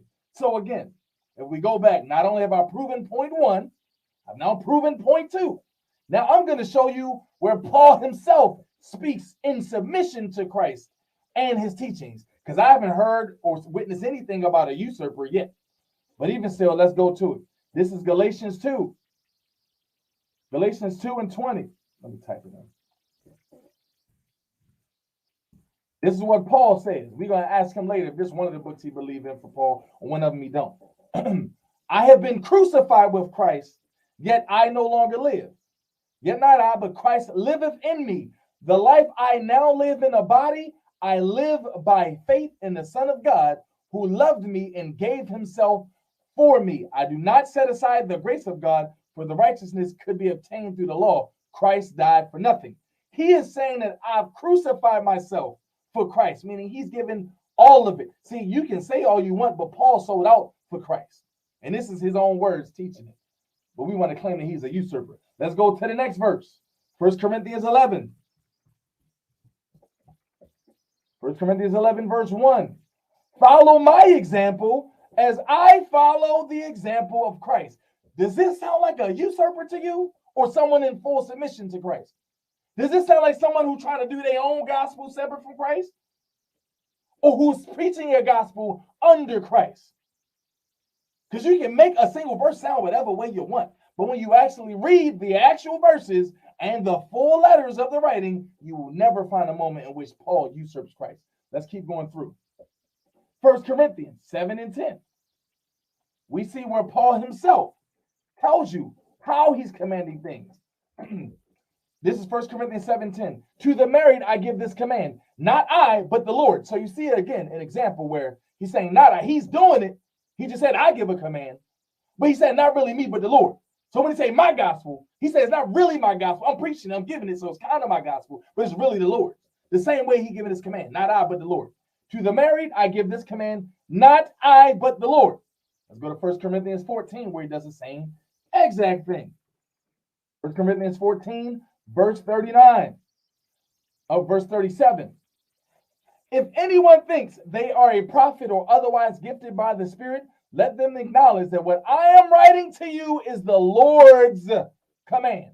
Does this sound like a usurper to you? Or someone who's actually just giving what he got from Christ? Let's keep going through, because there's too many examples. I can do this till the time runs out. Time, brother. Time, brother. All right. Professor Mack was getting into that. He was getting in, brothers and sisters. Yes, indeed. But you know what? Andrew the Great got a fly swatter waiting for you, brother. He about to smack you up with a fly swatter, bro. I have two Pastor Sam, just remember. Yes, indeed. We just heard a Mac attack from Brother Mac, Professor Mac. And now we finna introduce Professor Mac to the SWAT team, brothers and sisters. The SWAT team. Let's go. And that's your boy, Andrew the Great. So, Brother Andrew, my man, I'm going to remove the professor's screen and stop sharing the screen. And we're going to put y'all handsome faces on here so the ladies can get a good look at y'all. Get a good look at y'all, man.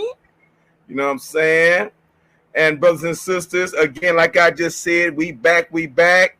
And we just heard the Professor Mac attack. And now we with the SWAT team. SWAT team, captain of the SWAT team, Andrew the Great, brothers and sisters. And we are now at the top of the third round. The top of the third round, brothers and sisters, the Ultimate Debate League. Andrew the Great and Professor Mack on the debate title. Did Paul's teachings usurp the teachings of Jesus? Andrew the Great says, yes, Paul's teachings usurped Jesus.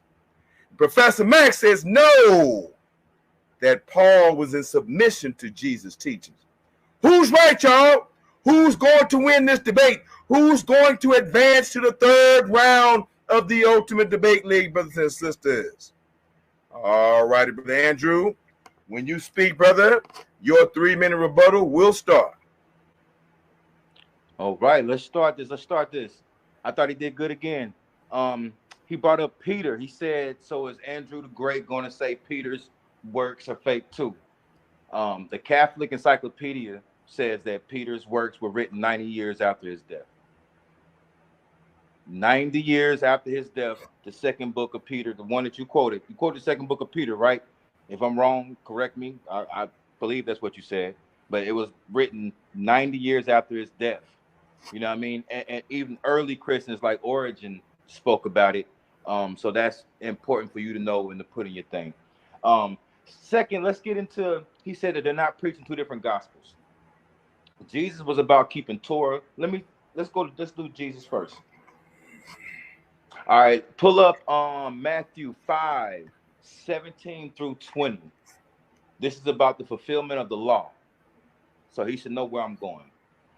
Matthew 17 through 20. 17 starts off like this. It says, do not think I have come to abolish the law or the prophets. I have not come to abolish them, but to fulfill them. For truly I tell you, until heaven and earth disappear, not the smallest letter, not the least stroke of a pen will by any man disappear from the law until everything is accomplished. Therefore, anyone who sets aside one of the least of these commands and the teachers, others accordingly will be called least in the kingdom of heaven. But whoever practices these teachings will be called great in the kingdom of heaven. For I tell you that unless the righteousness surpass that of the Pharisees and the teachers of the law, you will certainly not enter the kingdom of heaven. Now, how is that not clear? How is that not clear? He's saying that you will certainly not enter the kingdom of heaven. I think we're talking about the same kingdom of heaven. And he's saying if you don't continue to keep Torah. That is like, you can't say nothing else about that. Now let's give the contrast between what Paul was giving up. Paul was out here saying something totally different. Look how Paul give it up. Paul says, brothers and sisters, if I am still preaching circumcision, why am I still being persecuted? And that's Galatians 5:11 through 15. My bad. Galatians 5:11 through 15. Everything's big facts. Everything's facts. It says, brothers and sisters, if I am still preaching circumcision, why am I still being persecuted? In that case of the offense of the cross has been abolished. He said, in that case, the offense of the cross has been abolished. He's pretty much saying like the death of Christ, it should have erased you having to keep Torah. But let's keep going. He says, as for those agitators, I wish they would go the whole way and emasculate themselves. He's saying, since you're going to be circumcising yourself, why don't you go ahead and cut it all off, emasculate yourselves. Now, who is he speaking to? He's speaking to the uncircumcised Gentiles. 3 minutes up, brother. All right, you ready to continue? Yeah, we can continue. Let's keep it going. He is speaking to the Gentiles, the people that did not keep Torah at all. These is, like I told you, they're a wild bunch. That's why he has to like change up Jesus' words to make it fit for them. Now, I just showed you that Jesus, God put himself in flesh, came down here and said, you need to keep these commands. And if you, the smallest one, if you don't keep, you're going to be the least in heaven. And if you keep them right, you'll be one of the best in heaven. I mean, I'm paraphrasing, but I can easily go back to that tab and say it like he said it. He says, but whoever practices and teaches these commands will be called great in the kingdom of heaven. He went on to say, you certainly have to do this, or you will not enter the kingdom of heaven. That now Paul says just believe in them being resurrected, and that's enough. Who are we going to believe? Are we going to believe the person that actually chased the Christians out of Jerusalem, chased them out of the Roman Empire, and then popped up with his own word? And I also want to talk about the part where he curses the people who says if you preach anything other than this. Let's get to this. And we also need to talk about the super apostles. I feel like I said that way too quick. Let's get into Paul, super apostles. Now, he is separating himself from the people that learned at the feet of Jesus. He is calling them super apostles in a way to try to be like sarcastic, and because they're keeping Torah. All right. So, and he calls them false teachers. I mean, okay, Paul never met Jesus. So how is he going to tell the people that Jesus taught that they're false teachers and call them super apostles because they're keeping Torah while he running around with the uncircumcised eating pork? He eating animals that chewed his own cud, that had a hoof in his a cut in his hoof. He going down the line of doing things that we're not supposed to be doing. If you believe in this book, I don't see how we get to the end and Paul takes away all the teachings. It shouldn't work that way. And I call it usurp too, because the way Paul viewed this is the way Christians view it now. Christians don't keep Torah. They eat ham right after church because they feel Paul pretty much lifted it all. He pretty much said the cross bared everything. So now you don't even have to like monitor your behavior by the words of God, by the words that every other prophet, everybody else went. You don't have to do that no more because Paul said so, because of a vision that he saw. You know, I mean, it doesn't make sense. And we have to use the word usurped because you're not going around telling people that they need to keep Torah. If you was telling people they need to keep Torah, then you'll be saying words that Jesus said. But instead, you're saying what Paul said. Let's get into some more. Also, we need to talk more about those 6 books. About the can you pull up that link? This is the 3rd round, so I might as well use that link. I forgot which one I sent you. Hopefully it was the one. You want me to bring up that link now, brother? Yeah, might as well. Oh, okay. All right, we're gonna pause the time. Yeah, somebody said it's not about physical circumcision. Okay. Well, you don't need to respond to all those people, brother. Your opponent is Professor Mack. I know. I'm just putting their opinions up there because they going back and forth with each other in the chat. And yes, sometimes they may say something to you, but you stay focused on Professor Mack. Don't worry about these comments that I be pulling up. Okay. All right. I got you. Let me share your screen. Yeah. I was just saying I can walk and chew gum at the same time. So I got you. You know what I mean? Yeah. But that person, he was talking about physical circumcision. If he wasn't talking about physical circumcision, he wouldn't say they should swipe down and emasculate themselves. Okay, I mean, let me go to your link real quick. Now. Let me go to your link real quick. Let me go to your link. All right, I'm going to click it. All right, I see it, and I'm going to share my screen for you. Share screen, share entire screen. Share. All righty. Okay, brother. Do you see the screen? Yeah. Do you see the link? The Wikipedia link? That's the Wikipedia link, right? Yeah, but that ain't what I This is not what you wanted? Nah, that's cool because you're gonna have to scroll down. It's really about the word. Okay, yeah, I'll scroll down for you, brother. How far down you want me to go? It's hard to see. Let me pull it up on my Okay, let me I'm gonna magnify it.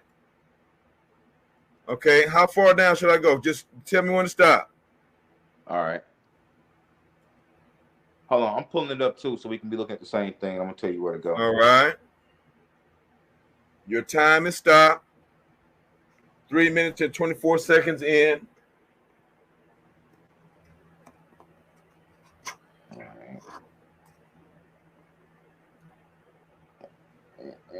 right. And shit.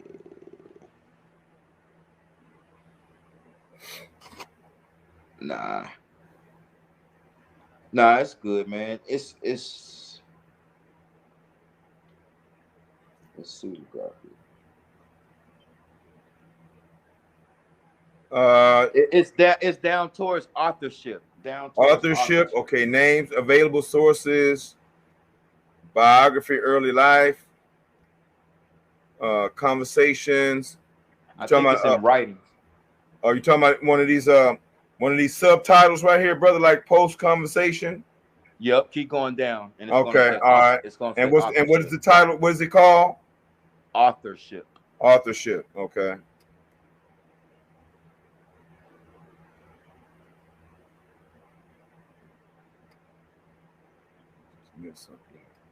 And hope we get a Q&A, because I think he does good in his rounds, but he don't never respond to anything I'm really saying. When I said, yeah, of course, both of you brothers have a Q&A, 10 minutes apiece. Authorship, writings, date. Okay, there it is. There you go. Okay. All right, there you go. In the second paragraph, it talks about. You can start my time. All right. In the second paragraph, it talks about the 4 letters: Ephesians 1 and 2, Timothy and Titus.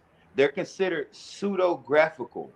That means that someone wrote this and they wrote it way later and they put his name on it. Now that we have to really, like, he's talking about visions and that we should trust the authority, but this is the actual church. Like, this is on Wikipedia, of course, but this is also in the Catholic Encyclopedia, I believe, on one of these reference little things. You can click it and it'll show you that. But I wanted to get into that. So we have collegians and theologians. I mean, 6 of the books are fake. So not only did he meet Jesus, but he's showing up with these fake books, and it's really about the Romans. When they actually had the council, this is I'm skipping like 100 years too, so forgive me for people that really know history. But when you get to the Council of Nicaea and you see the Romans picking Roman books to be in there, it'll kind of make more sense. So let's get into this. It says that let's see. According to the theories, these disputed letters may have come from followers writing Paul's name, often usually material from surviving letters. These scribes also may have had access to other letters. So it's pretty much like, that these aren't his writings. So when he's quoting certain things, he can't use those because the church itself says Paul didn't say that and Paul didn't write that. So that's one. I don't know how much time I got, so I probably sound like I'm rushing because I am. But I want to get one more thing in here. We was talking about the books. Now, he wrote 13 out of the 27 books. 6 of those are not authentic. They're literally telling you they came later and somebody wrote them in his name. Now, that's the 13, but I want you to also think about this. There are 8 other books of Paul. 8 other books of Paul that were not canonized because of this exact same thing. I could probably pull up those books' names too, so y'all can look these up at home, so you can see that this was wild spread. This was wild spread. Shall I stay on this screen? You good. Well, you know what? It might be on there. It might talk about the lost apostles, the lost epistles of Paul, the ones that didn't make the actual canon. Because he had 13 make the canon, but he showed up with 22. So they took 8 of those out because it was so far gone. It was like 100 years after him. A lot of people have been writing in Paul's name. And this is something that we're going to have to deal with. If you're going to be truthful in the name of God, then you're going to have to be truthful and say a lot of people came writing in Paul's name. Out of the 13 that we put in the Bible, 6 of those are fake. And then there's 8 more that they tried to get in there. And we got all the old fathers of Christianity talking about it. We got Clement, we got Origins, we got Marcion. This is not like Andrew saying it. There's literally people out there writing fake books and putting Paul's name on them. Okay, and I'm just gonna freestyle. I don't know how much time I got left, but in a lot of ways, they're saying that the Gospels, the 4 Gospels, was in response to Paul. Paul got out ahead. They chased all the Christians out. Mark went to Egypt.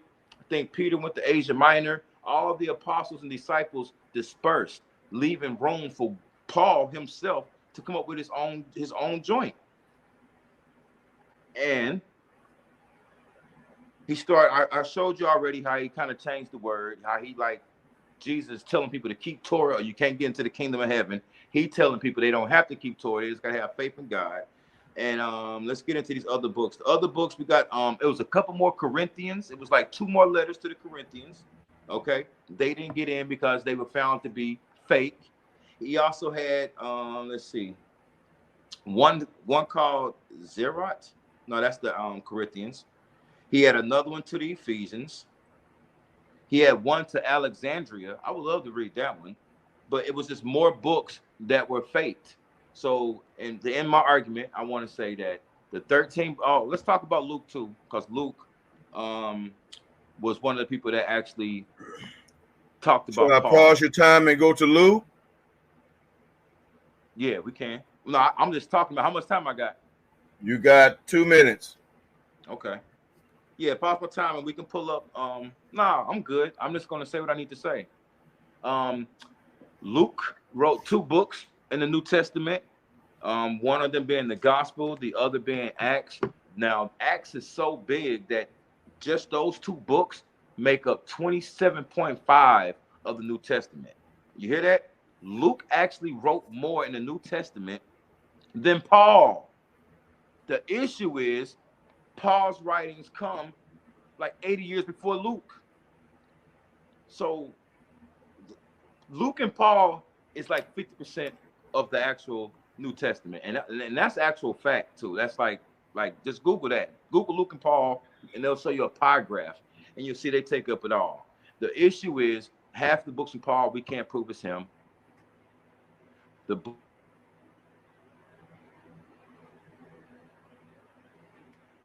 Are you speaking, brother? Because if you are, we can't hear you, man. Or maybe that's me. Let me. No. I think it's him. I can't hear him either. I just didn't want to. He's gone. Yeah. Okay. Brother. Brother. I think he fell off. Okay, y'all hold on for a minute, brothers and sisters. Y'all hold on. Let me stop sharing my screen. Let's see if we can get this brother back. Give him time to pop back in here. Sister Nitsa, you taking good notes, sister? Taking good notes? Yes, I am, sir. All right, we sure appreciate you, sister. All right, yeah, brother, you fell off for just about a good minute or less than a minute. You good right now, my brother? Yeah, I'm good. I don't know what happened there, man. Okay, no problem. You wasn't gone that long. You was probably like 30 seconds, man. I don't know why it's showing me upside down. Does it look like that to y'all? Yeah, you sideways, but you was right side up a minute ago. Now you right side up. All right. Yeah, this is messing up, bro. Hey, I'll be better. I'm gonna be way better on my next one. No, we good. We good, brother. Things happen. There you go. You good now. All right. My bad. All right. I was spitting. Y'all know what was the last thing you heard? You got 1 minute. I had your page up. You was talking about Luke, and you were saying that Luke wrote certain books in it. Yeah, half of the New Testament. Okay. Well, my last minute, what I was saying is that Luke wrote 2 books of the New Testament. Even though it's just 2 books, it was a gigantic volume. It makes up 27.5 of the New Testament, just those 2 books. The issue is they come well after Paul. So like it's a big issue. It comes like 80, 90 years after Paul. And then when it comes to Paul, he go 13 books. Only 7 of them are real. The other one, they're telling you that somebody else wrote this and they penned it to him. And one of the, it's actually more because the book of Hebrew, they say Paul wrote it, but now they saying he didn't write it. So it's really messed up. And that's why I call it a hijacking, because if we're to believe that the person that made the moon and the stars put himself in human flesh and came down here to speak to us, I feel like we should be looking at his words more than Paul. And I also showed the contrast between one telling you to keep Torah, The other one telling you, hey, you can do whatever. You know what I mean? It's freedom in Christ, as long as you believe that he resurrected, which Jesus never said that. Like, he is literally adding to the word. And I believe it was put there because the Romans made it a national religion, and he made Christianity just more acceptable because they didn't have to really change their ways of life and be a full blown Jew. You know what I mean? They was able to keep some of their things. So that's how I'm in mind. I want y'all to remember that the guy started off as a killer, and then he had a vision, and then he wrote his own stuff. Some of it he didn't write, somebody else wrote, but we don't know where it came from. He never met the man, but he's telling you what he told you to do. He's telling you not to keep brother Torah. Andrew. Yo. All right. Your time is up, bro. All right. All right, brothers and sisters. That was the top of the third. We at the bottom of the third, y'all. We halfway. We at the halfway point, y'all. And we back with Professor Mac. All right, brothers and sisters. Brother Mac, you got to share your screen again, brother? Yeah. All right, let me pull it up. All right, your screen is up there, brother. Whenever you speak, brother, your time will start. Remember, you have a 3-minute rebuttal. Now, would you like me to stop you at the 3 minutes, or you want to continue with the 10? All in one, 13 continuous minutes. Give me a stop at the 3 minutes, and I take another 15 seconds to restart. All right, sir, that'll be fine. All right, so let's start. Because listen, regardless of how many breaks we take, I have a good memory, and it's my job to cut through all of the facts. Okay, so he says, well, Paul contradicted this in Matthew 5. It says, do not think that I've come to abolish the law or the prophets. I have not come to abolish them, but to fulfill them.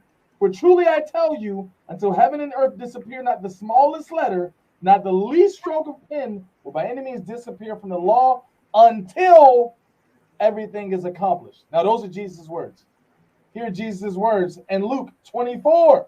Let's go to verse 44. He said to them, this is what I told you while I was with you. Everything must be fulfilled that is written about me in the laws of Moses, the prophets, and the Psalms. This is him telling you that everything that's written about me is what I'm declaring to you right now. And then he says, it is fulfilled in the same chapter. Let me pull that up.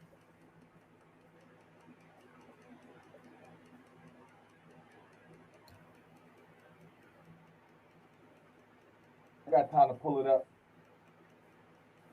You know what? I'm gonna say that later for the rebuttal round. I don't even want to waste the time with it right now, chasing that down, because I got a lot of things to deal with. But I'm gonna save that. But then the other thing is, he's saying, okay, Paul came changing Torah. Paul came doing this. Paul came doing that. Well, let's just look at what the actual teachings of the Bible goes through. Okay, let's first look at Jeremiah, because I don't want anyone thinking that, oh, Paul did something when God actually prophesied out of his own mouth. This is Jeremiah 31, verse 31. The days are coming, declares the Lord, when I will make a new covenant with the people of Israel and with the people of Judah. It will not be like the covenant I made with their ancestors when I took them out of the land by the hand to lead them out of Egypt, because they broke my covenant. Though I was a husband to them, declares the Lord. This covenant I will make with the people of Israel, and then he will write on their hearts and all of this. But we see the sovereign Lord himself saying he will make a new covenant, and it will not be like the old one. So Paul didn't do that. You can't blame that on Paul if it was prophesied hundreds and hundreds of years before Paul was even born. And then he said something about the Gentiles. Oh, well, Paul's saying something about the Gentiles. Well, guess what? When Paul was saying something about the Gentiles in Acts 13:44, he was quoting directly from Torah. Quoting directly from the prophets. So let's look at what the prophets say. Isaiah 49:6. He says, it is too small a thing for you to be a servant to restore the tribes of Jacob and bring back the house of Israel I've kept. I will also make you a light for the Gentiles, that my salvation may reach the ends of the earth. So it's very clear here that didn't come from Paul. That came directly from the sovereign Lord. Because in verse 5, if you look at verse 5, it says, and now the sovereign Lord says. And then Paul directly quotes this in Acts 13 and 44, where he says he's turning to the Gentiles. So don't try and put stuff on Paul that ain't on Paul. I got a few other things to deal with. He said, oh, Paul said something about circumcision ain't a problem. I'm going to deal with two more things. He said something about circumcision ain't a problem. Well, guess what Jesus said out of his own mouth in John 6:63. The Spirit gives life. The flesh counts for nothing. The words I have spoken to you are full of spirit and life. So Jesus is teaching that the flesh counts for nothing, and Paul is continuing that teaching. Let's stop trying to misrepresent Paul. So you want to associate something to Paul because you don't want to believe that the sovereign Lord Yahweh and Jesus Christ actually said these things and gave to Paul to continue to say. Now let's go to another thing.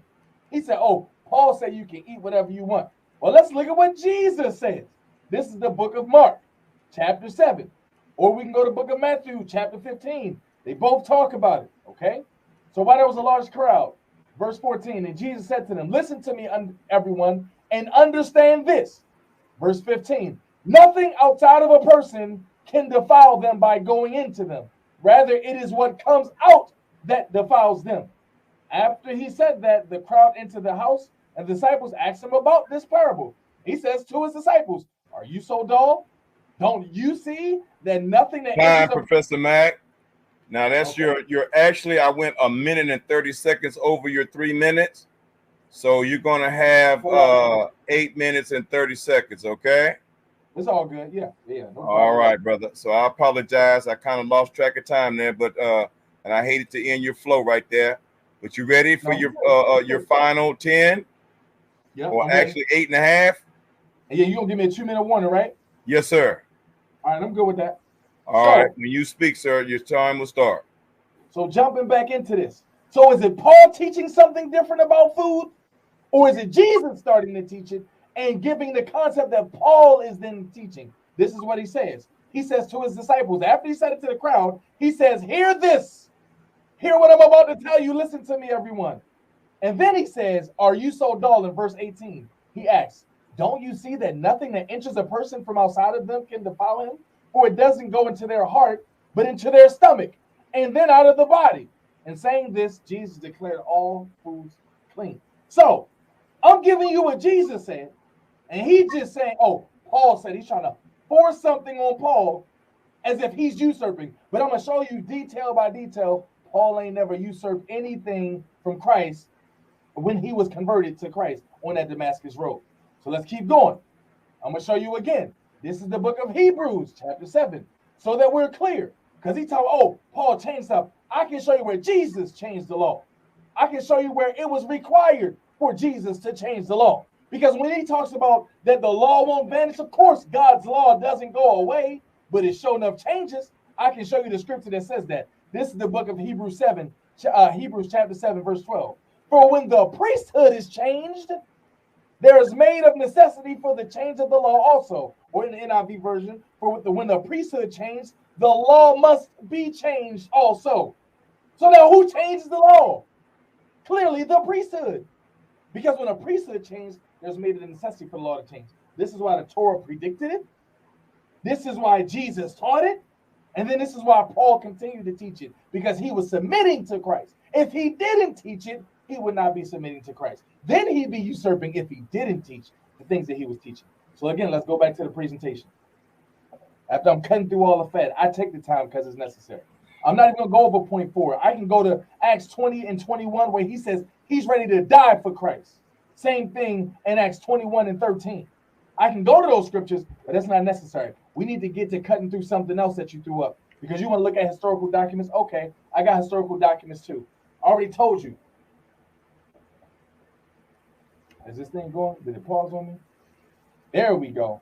Let's look at actual historical documents and prove that Paul is a servant of Christ Jesus. Okay, now we have papyri documents from the 4th century right here. You can see a direct scan from the papyri documents. Here's a zoom in of it, where it literally says, word for word, Paul, a servant of Christ, of Jesus Christ. It literally says, Paul, a servant of Jesus Christ. In the text, in the historical documents. let's go to more documentation. We can look at the whole list of all the papyri documents and their validity with Paul coming from as early as the 2nd century all the way through to the 4th century. We can go through all the fragments here to validate just as much as you got the other scriptures, you got the letters written from Paul. You can go through every last one to see each book all the way through here. And then you also have the fragments that do it in canonical order to see the ordering of the dates. 1 Corinthians, 2 Corinthians, Galatians, Ephesians, Philippians, Colossians, 1 and 2 Thessalonians, Timothy, Titus, Philemon. All of these you can see dated in the 200 to 300 AD range right here in that category. Because you got sources, I got sources too. We can also go to the Codex Sinaiticus. We can also go to the Codex Sinaiticus, where we can read the same words. Now, if you don't read Greek, fine if you don't read Greek. But I want you to read it. That word right there means Paul. I'm going to show you right here. You see how Paul looks like this? Right there? That's the same exact word written. And it says, verbatim, let me read it. Paul, a called apostle of Christ, through the will of God, and Sosthenes, my brother. This is what the text says. Now, let's look at historical documents. He said that these scriptures was written later. You know what? Let me go back to his source. Because when he gives sources, I follow up on the sources. I cut through all the fat, just like what I said. So, he already agrees that these are all canonical books. What books did I show y'all today, people? Did I go to Romans? Yes. Did I go to 1 Corinthians? Yes. Did I go to Galatians? Yes. Did I go to Philippians? Yes. Did I go to 1 and 2? Did I go to 1 Thessalonians? Not even yet. All of what I went to were in the books that he accepts, number one. And then number two, you won't find anything in here that says that these books aren't valid. You won't find anything that disqualifies these books. You just see where he didn't write his own name in the books, and then they were discovered at a later time. It says nothing of proof that he didn't write it, but even if he makes the argument that he didn't write it and Luke wrote it, are we debating about Luke or are we debating about Paul? You need to get your story straight. You need to get your objective straight. Because right now it seems as if you're trying to prove that Luke usurped Jesus. But that ain't the debate. Because number one, you can't even prove that Luke wrote it. You're just assuming. But let me show you how the Bible was canonized. Okay? Because we don't just get to say this stuff. Where's the document? So this is the complete structure for how the scripture was canonized. The complete canon of scripture. If you click right here, this is on Blue Letter Bible. How was the Bible canonized? Where is it right here? I just had it. What is the canon? What was the criteria used in canonizing the scripture? Prophetic authorship, when someone says I'm the author. Witness of the Spirit, other witnesses giving inspiration, acceptance in many various ways. How do we know the correct books are in the Bible? Well, these are a number of reasons. I'm not going to go through each one, but I'm letting you know that the only way to prove it is not just by writing your name at the title. Sometimes they're not written as letters.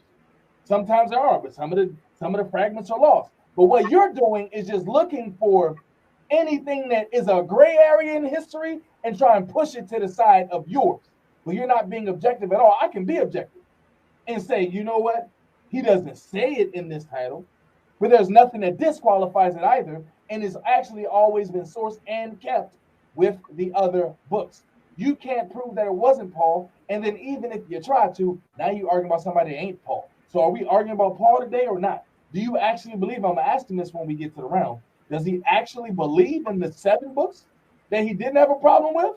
Because once he do, he admits to his own fault. Does he actually believe in the book of Acts? Because once he do, he admits to his own fault. Does he actually believe in the book of 2 Peter? He said he didn't. But you notice he didn't say anything about the book of Peter. He just said, oh, that one ain't good neither. So anytime he sees something that he disagrees with or don't like, he just trying to disqualify it. He hasn't proven or shown anything to be disqualified yet. Remember, and I'm going to go back to my original slide. Remember, I said this in my original slide, that he first has to show an error. Remember this. I said, show the error in including Paul's writings in all the compilations. He's not showing an error. He's just shown an I don't know. And that's not proof. This is what proof looks like, and that's what proof does not look like. So when we want to look at how much, am I at 2 minutes? Am I under 2 minutes yet?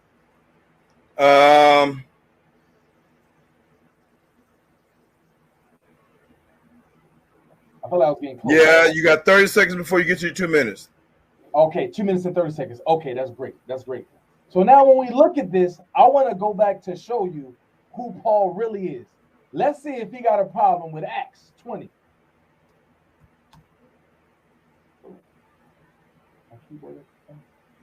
Acts 20.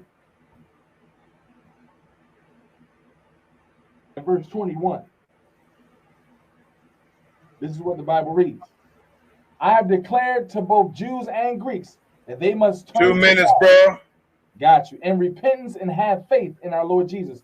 And now, compelled by the Spirit, I am going to Jerusalem, not knowing what will happen to me there.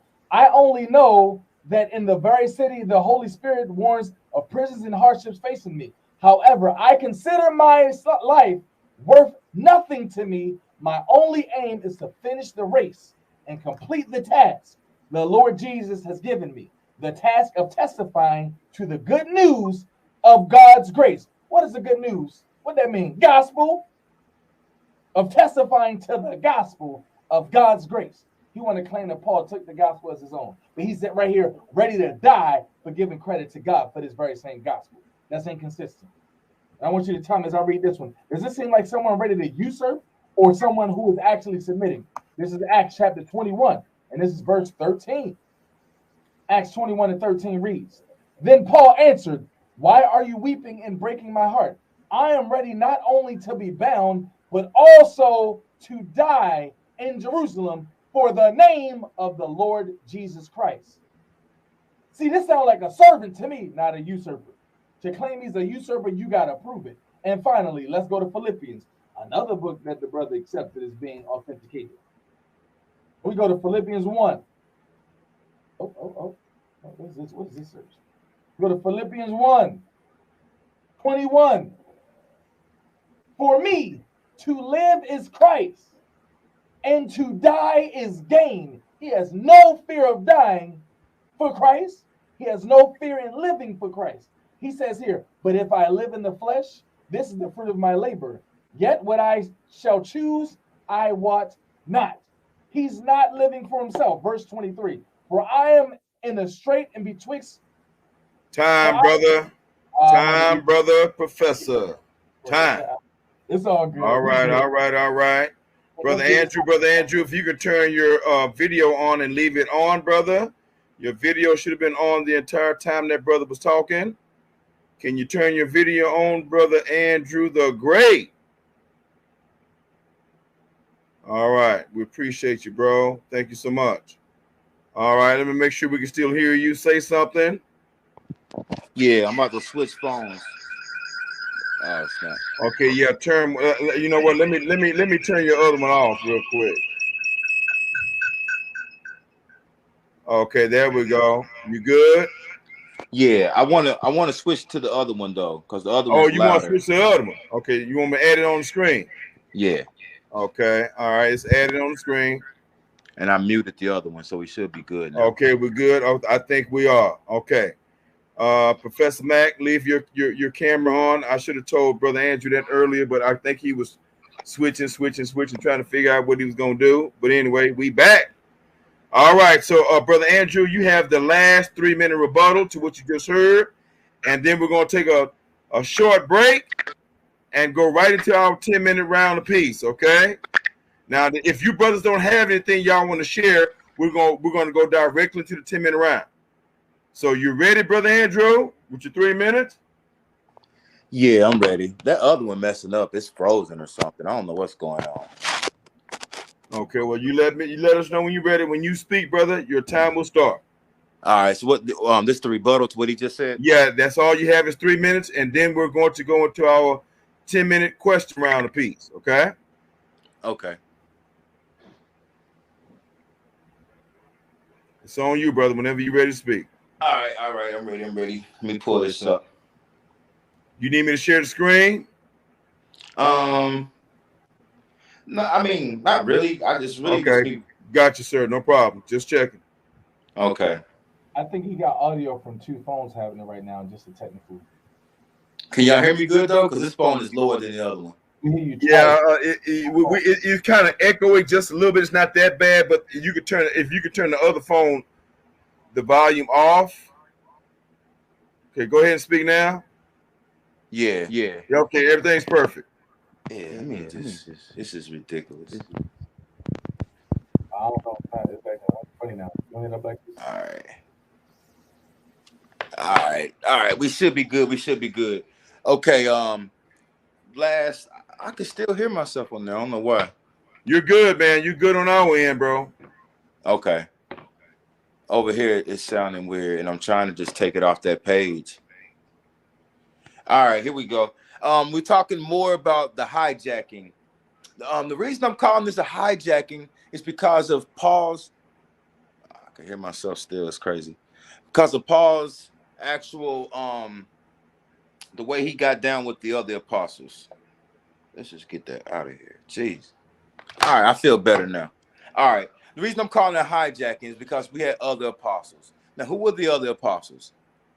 Who were the other apostles? They were the disciples and a couple amongst, his crew before he died.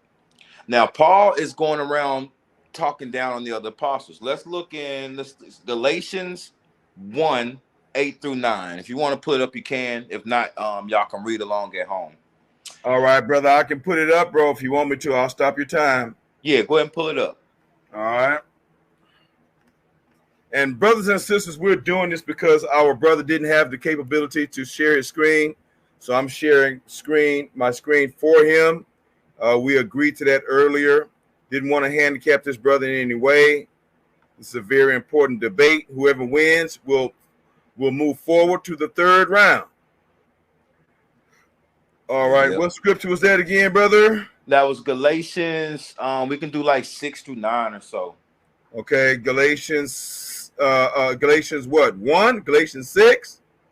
Yeah, Galatians the first chapter, verse 6 through 9. Okay, Galatians first chapter. Galatians 1.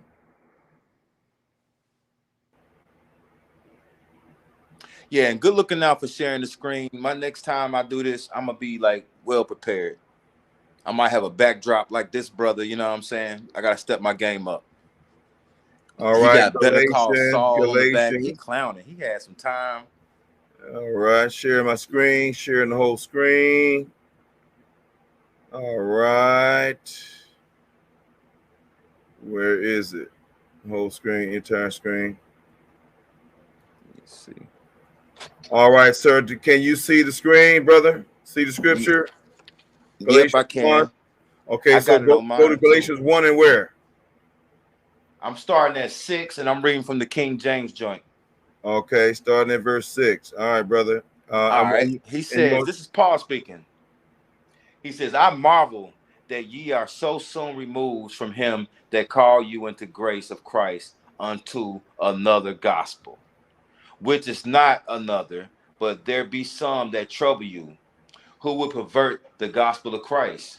But though we, or an angel from heaven, preach any other gospel unto you than which we leave preached unto you, let him be accursed. The NIV really says it better, but he's pretty much telling these people that, and he's talking about the other apostles. It's important to talk about who he's talking about. He's saying that if you listen to the other, he's mad that you're turning to the gospel of the people that sat at the feet of Christ. He's like, don't turn to John, Luke, Matthew, Simon, Andrew, Timothy, any of the people that was rocking with Jesus. He's pretty much telling you not to turn with them. He's saying, and he goes as far as to say, even if an angel comes down from heaven, that you shouldn't listen. Okay, let me go to the NIV. I want to say the same thing in the NIV.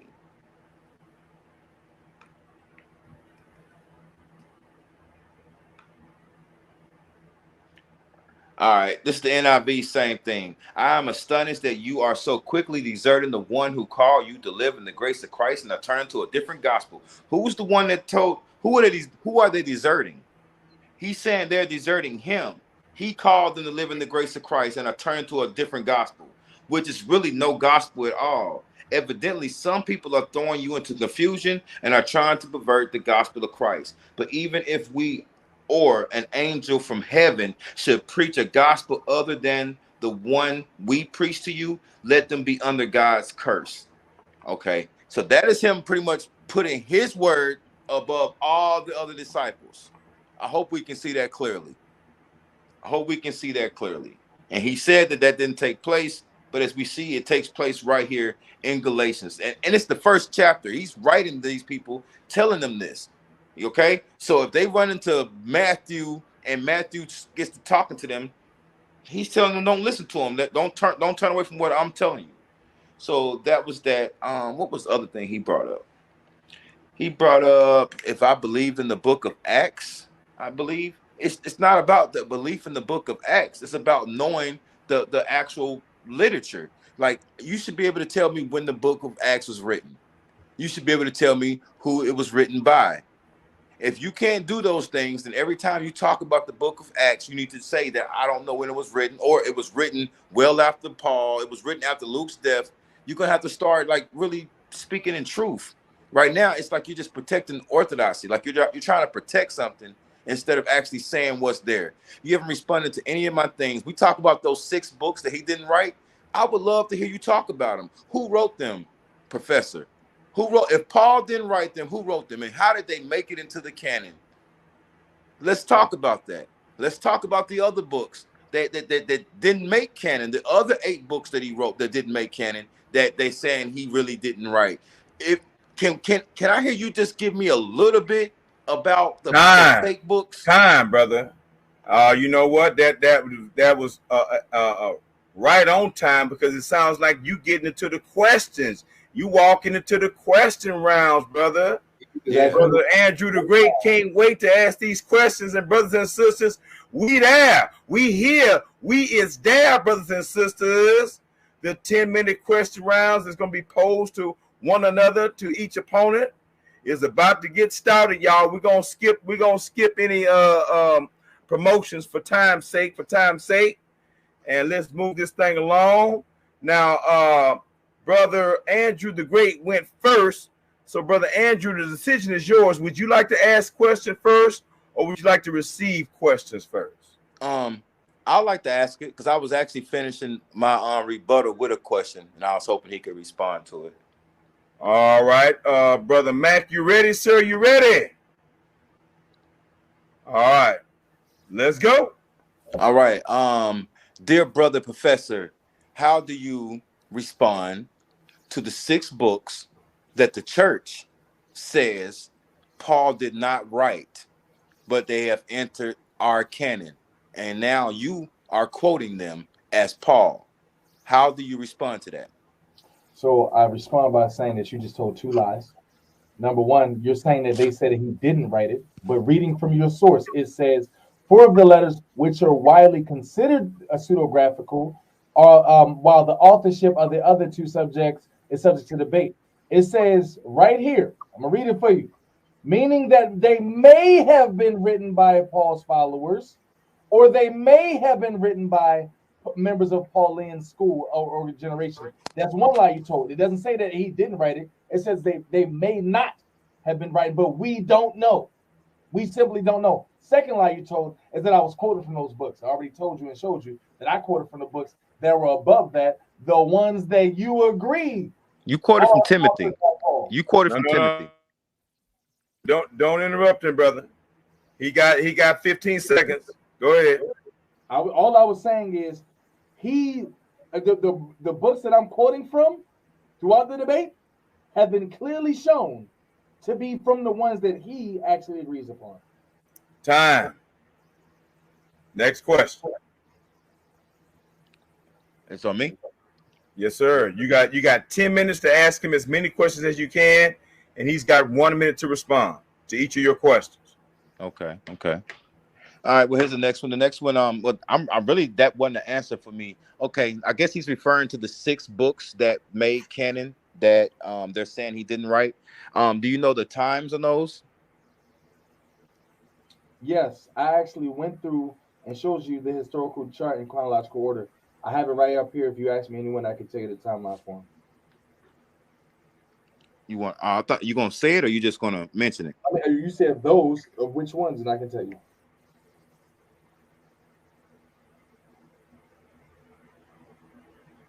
I'm referring to the. My bad. This thing is messing up on me.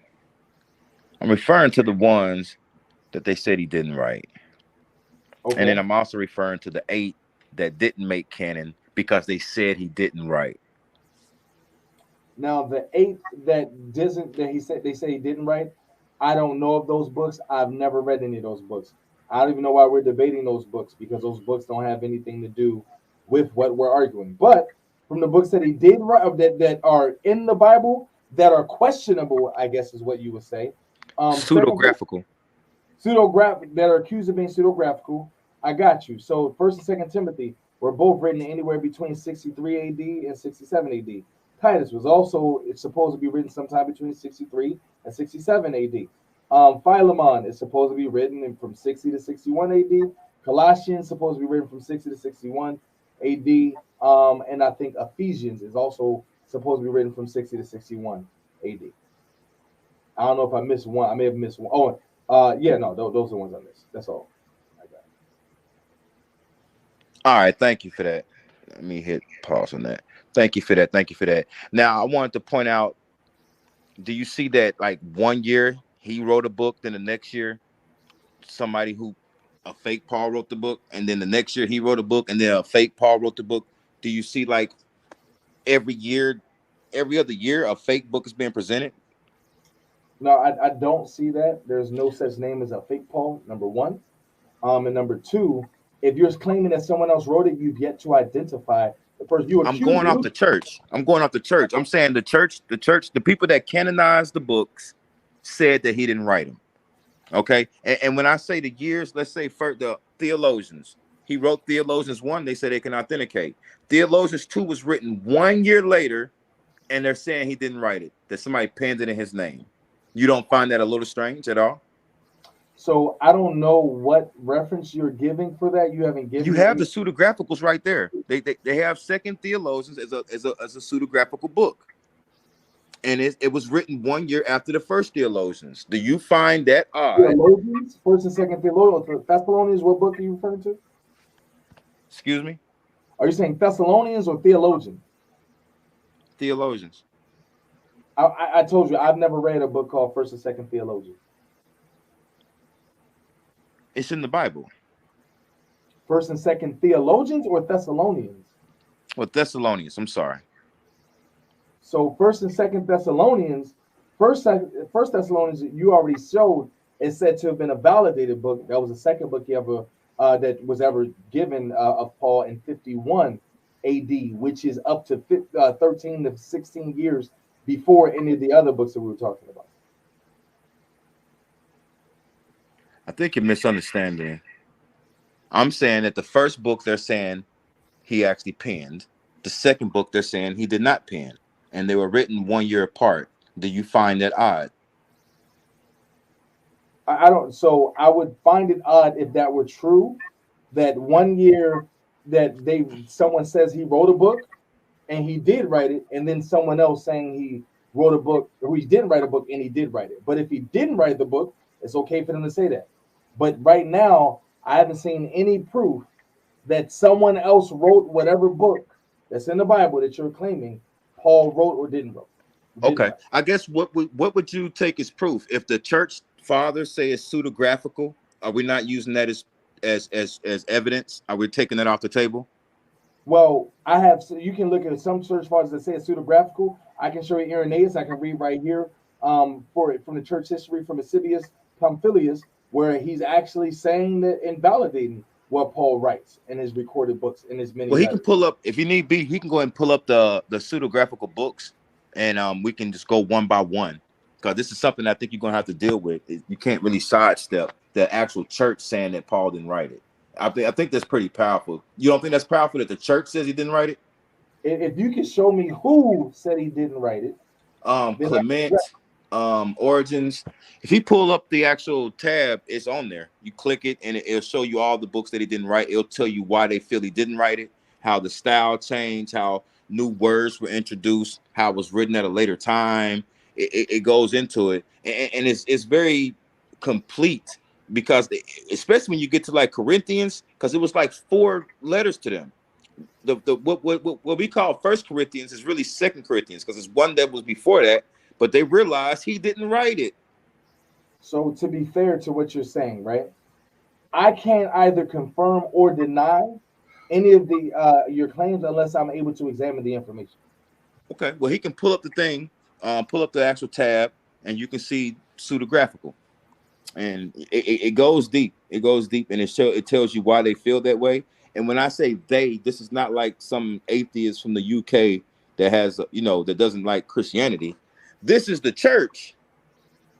This is the actual church saying, no, that's we can't even use this because he didn't write this. The real 1 Corinthians didn't even make canon. So I'm really trying to get you to deal with pseudographical books being ascribed or subscribed to Paul that aren't, and they are admitting this straight up. So you got to deal with this. It's really no way around it, especially if we're going to say that we're supposed to believe visions. We got books popping up. I mean, what are we saying right now? So here's the thing, it's twofold. Unless I'm able to actually examine the evidence, I can't speak to it one way or the other. I can agree or disagree with you if I'm not able to examine the evidence. And then number two, even if you make your point on the evidence, this is the part I'm saying. You've not proven that, but even if you prove that or at least cast a shadow of doubt on it, you're now then saying that that's not Paul's writings when the title of this debate is Paul's teachings. So to say that something ain't Paul's teachings, that's not speaking to the debate at all. What about Paul's teaching? That's inaccurate. It's saying, if I'm saying it's not Paul's writings, but you're accepting them as Paul's writings and the church is teaching them, then we are saying the same thing. You can't split that hair. Okay, now exactly what we want you to do is we don't want you to hold on. We don't want you to have a discussion. This is not discussion time. This is straight up questions. So don't rebuttal what he's saying. All right, I allowed you to get away with a lot of rebuttals of what he was saying. Your focus is simply to ask a question, let him respond, and that's it. No rebuttals to what he says. You understand? This is your last question. Go ahead, bro. All right. That was a quick 10 minutes, but let's see. My last question, what I want to say. Okay, well, let's talk about keeping Torah. Let's talk about Paul being the apostle to the Gentiles and pretty much telling them they don't need to keep Torah. You said a couple things last time. You said that Jesus said that they didn't have to keep Torah. That is not what he said. Brother. Set it up. Ask a question. That's what I'm doing. Okay, come on. I know, but you're doing a lot of commentary and a lot of teaching again. So make it a question. Like I know you got. Listen to me. I know you got to set it up. Hold on, brother. Hold on. I know you got to set it up, but you're making more of a commentary and trying to give more evidence as you're speaking. Set your question up. Ask your question. Let's get there. Go ahead. Speaking. Okay. Well, I don't know how to ask the question in that format. I guess the context of the question is that you spoke about Jesus. I think the word you used was that he accomplished whatever he needed to accomplish, and so that like the law was not the law anymore. So I would like to hear that did Jesus keep Torah? That's my question. Yes, absolutely. Galatians 4:4 says that he was born. I'm sorry, I can't hear you. Yeah, speak up, Professor Mack. Speak up. My bad. My answer was yes, absolutely. Galatians 4:4 says that he was born of a woman, born under the law. But while he also was born under the law, it says also that he fulfilled the law. Okay? And so that's when he fulfilled the law and bringing in a new law that he taught. So that's the answer to your question. All right. Thank you. All right. It's Professor Mack's time to lay down the hammer. All right, Brother Andrew. Brace yourself, brother. Brace yourself. You ready? Whenever you're ready, Professor Mack, you can do your thing, bro. All right, can I share my screen again? Yes, you can. And remember, no long setups. As a matter of fact, well, I don't know if I want to show you screen again, bro, because since you asking a question. But I want to be able to show things and reference. okay, I got you. All right, that's fine. That's fine. You right. You right. Come on, bro. No. I'm gonna let him ask his question. Your question, as long as it's pertaining to what he's showing, then that's fine. No, I'm just saying you wouldn't even let me talk my question, but we can share now. No, brother. Listen, he gonna ask you a question about something that he showed. It can't be something new. You understand that, Professor? It's just all stuff that I've shown already. Yeah, okay. It can't be nothing new. Now, the only reason why I said what I had to say to you, Andrew, is because you was kind of long and you was kind of rebutting the brother. Oh, well, that's not right. That's not wrong. You're not supposed to do that. You're not supposed to say what's not right, what's not wrong, what you agree with, what you disagree with, what he said. You're supposed to set your question up, ask your question, and let him answer. That's why I said what I said to you, brother. Okay? Now, Professor Mack, I'm going to share your screen. You got it up? Back up right now. Here you go. All right. Brother Andrew, can you see what he got up there? Can you blow your screen up so you can see what he got? I can read it for him as well. Okay, well, let me hear from him. Andrew, can you see that pretty good? Yeah. Okay, all right. Go ahead, sir. All right. So this is the book of Galatians chapter 1 where you just read from. It talks about this gospel that we're all talking about. Okay. It says, I am astonished that you are so quickly deserting the one who called you to live in grace of Christ and are turning to a different gospel, which really is no gospel at all. Evidently, some people are throwing you into confusion and are trying to pervert the gospel of Christ. What gospel is Paul speaking about here?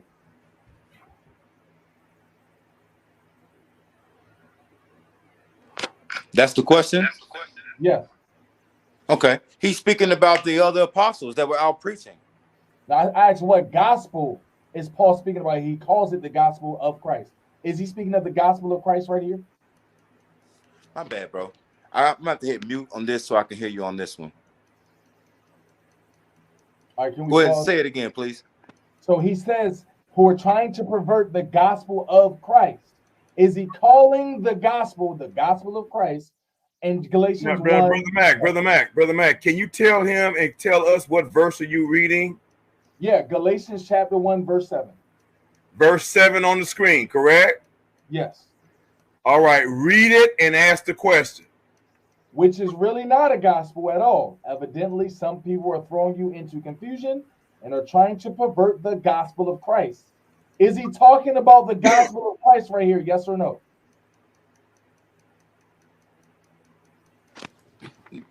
Is he talking about the other gospel being a gospel of Christ? Is he talking currently about people trying to pervert the gospel of Christ? Yes or no? I don't know. You're asking the question very strangely. He's saying that you turn to another gospel. The other gospel was being preached by the other apostles, the ones that he calls super apostles. He says right here that people are throwing you into confusion and are trying to pervert the gospel of Christ. Is he calling the things that people are trying to pervert the gospel of Christ? He's saying that what they're teaching is a perverted version of the gospel of Christ. They're trying to pervert the gospel of Christ, is what Paul is saying, correct? Yes. Okay, thank you. So it says, but even if we, is Paul included in the we? Yes. Okay, so Paul is saying, but even if we, as in others, including myself, or an angel from heaven, should preach any other gospel, then the one preached to you, let them be under God's curse. Is Paul not saying that he should be cursed if he preaches any other gospel than the gospel of Christ? No, you just twisted that. Paul is saying if you teach anything other than what I'm preaching, telling you, that you're going to be cursed, even if an angel come down and say it. I don't see that nowhere in the text. He says, I'm going to read it one more time. But even if we, including myself and we, or an angel from heaven, should preach any other gospel than the one we preach to you, not just me, but me and the other apostles preach to you, let them be under God's curse. Is Paul saying that if he preaches a different gospel other than what all of them preach to him, then he should also be accursed? Yes, he's saying if he goes, I still got this up, my bad. He's letting you know that if you preach anything outside of what he's preaching, that you will be cursed. And if you, and it's in context, if you continue reading, he talks about the people that he met in Jerusalem. He talks about James. He's talking about the other apostles. And also later in the book, he gets to calling them super apostles. He's speaking against them. He's writing a letter to these people speaking bad about the other apostles. So I never understood that by calling them super apostles, that's saying something bad about them. But if that's your claim, you have to prove that. All I'm going to say right here, this is reading the same verse. See, this is what happens when you read the verse in context. Galatians 1:11. I want you to know, brothers and sisters, that the gospel I preach is not of human origin. My question to you, is Paul a human? It's not of human origin, means he didn't get it from any of the other disciples or any of the other apostles. I asked you, is Paul a human being? Yes or no? I mean, you using your time for silly questions. No, I'm saying he's telling you that he did not get that from any of the disciples or any of the other apostles. He did not get that from another human. No question, bro. Of course he's a human. I'm not playing the games. So when he says the gospel I preach is not of human origin, and he's a human, it could not have originated from him by his own words, could it have? No, that's not true at all. Okay, let me keep reading. And I actually can back that up with other spots. Hold on, let me tell you right here. I did not receive it from any man, nor was I taught it. Rather, I received it by revelation from Jesus Christ. Is Paul saying that the gospel he preached, he received it and received it from Jesus Christ? Yes or no? You on mute. He received it from a vision when he was riding a donkey to Damascus. Is Paul saying that he received it from Jesus Christ? Yes or no? He's saying, you know what? Jesus is dead. I'm just asking you the simplest question. I'll answer the question. Jesus is dead. This is 8 years later, and he's saying that he saw a vision. You believe it or not, it's fine. But did Paul say that he didn't get it? Say a deceased Jesus. Stop acting like he was walking with him, like he walked with Matthew and everybody else. Okay, brother. Okay, hold on. You're gonna pause the time. We're gonna pause the time. Now, I normally don't do this, but I will do this. He's asking a simple question, brother. Do you agree that Jesus said it or Jesus didn't say that? So dead people talking? Sir, that's not the question he asked you. He's not asking you about dead people. We know that. We know. That's what I'm saying. These are silly questions. He just asked me, was Paul human? Okay, brother, listen to me good, bro. Please. Y'all wild. Just answer the question the way you want to answer. Now, I'm gonna let you know what I'm gonna let you go after this time. No, my point is, he's not asking about who's dead or not. Now, if you want to say that, that's fine. But please try to answer the man's question. He's asking you a yes or no. Did Jesus do it, or did Jesus not do it? And then you can add other stuff to that. But please answer his question. Okay. Now, Black Jesus, we agreed in the preliminary that yes or no questions receive a yes or no, and then explanation. But that's why you did it for this type of silly stuff. A dead person's talking. But I'm gonna answer the question. I'm answering. He heard it from he heard it. I'm gonna answer the question. You gonna let me speak? Okay, let me ask the question one more time. Go ahead. Did Paul say in this text, regardless of how you feel about it, did Paul say in this text that he received the gospel from Jesus Christ? Yes or no? No. Okay, let's go to Paul's interaction again. Now I get to say. You said I get to say yes or no. Yeah. He got a minute. He got a whole minute. Professor Mack. Hold on, that's Professor. What he said. Hold on, Andrew. He's got a whole 1 minute, Professor Mack. Okay. I'm cool. He just paused, so I didn't know. I got you. Yeah, I know that kind of threw you off. So let him finish his 1 minute. Go ahead, Brother Andrew. Yes. He's asking me that Jesus died well before Paul went on his ministries. I'm not going to say that you're able to speak to a dead person. I'm not going to say that you can't use that as evidence. I mean, if that's your evidence that it's a voice from the sky, a voice from the sky is your evidence that you bring into this debate. You're bringing a voice from the sky. He was dead. How many times did he come back to Paul? Like we literally got to go on this. So are we saying on the trip to Damascus that everything Paul preached, he got it that one time? Like what are you really saying? You saying that vision to Damascus, he gave him everything to preach for the rest of his life. And that one little episode on the donkey. Is that what we saying? Or are you saying Jesus kept coming back and communing with him after death? After he killed people that was following him, and then talked bad about the apostles that was preaching the gospel of him. What you're saying is childish. Just like when you asked me, was he a human? So that's why I didn't want to answer the question. And that's how we spoke in our prelims. I was like, these are silly questions. Like, yes or no? Yes, no. Did Jesus say it? Jesus was dead. So now what I got to say, he came back to life again. How many resurrections was there? Because where is that? I mean, we're making up stuff at this point to give legs to this man's argument. That's what I'm saying. If I still got time, I'll cook. Last question. Time. Last question. Last question? Yes, sir. Oh, Lord. All right. I was going to deal with that vision thing, but I got one final question. When did he convert to Christianity? What year? No, brother. Hold on. He's got a question. All right. So on my actual chart here that I said, what you would have to prove is either to show where Jesus calls Paul a usurper, show where any apostle calls Paul a usurper, show where Paul speaks against Christ in his teachings, show where Paul does anything that usurps Christ, or explain why Paul's writings have been collected with the apostles by showing an error in the compilation. So my question to you, of these 5 proof standards, have you proven any one of these 5 proof standards, and if so, which one and how? I can't read them. Turn your camera on, brother Andrew. I'm trying to read the thing. So yeah, if you want to see my face all like this, trying to read what he got on the screen. I'm sorry, brother. Okay, well, go ahead, bro. What's the first one say? It's real small, bro. I'll read it again. Point number 1, show where Jesus calls Paul a usurper. Point number 2. Okay, can we stop there? Well, no, it's just one question. All I got is one question. So I mean, you actually, it's 5 bullet points, right? Am I going to respond to each one, or what we doing? My question is, did you satisfy proof for any one of these 5 bullet points? I'm gonna say yeah. Can I? I'm gonna respond to the first one, and then I'll go to the second one. No. Just respond to one. Pick one and respond to one. Okay. Well, I'm gonna say yes to the first one. Okay. Go ahead and prove it with your answer.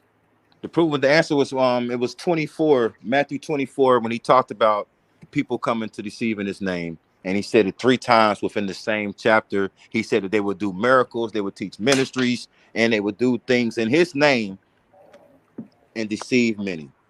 And I feel that was a prophecy of Paul, who came right after him. Not just right after him. Let's really put it in context. He chased the disciples away. Mark went to Africa. Peter went to Turkey. They went to Asia Minor. He chased them out, persecuting them, which is a nice way of saying burnt them at the stake and crucified them. And then he popped up with his own gospel that is called usurping. And Jesus said somebody's going to come and do that in my name. And the dude came right after. He wrote his letters before any of the disciples wrote their letters. He was the first one coming in his name doing that. So yes, I think I gave Matthew. Oh, and if you want to pull it up, it was Matthew 24:4. He talks about it. He says it again in Matthew 24:11.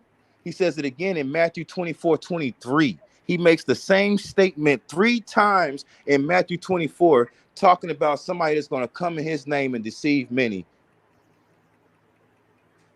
And that was Paul. All right, brother. Thank you, brothers.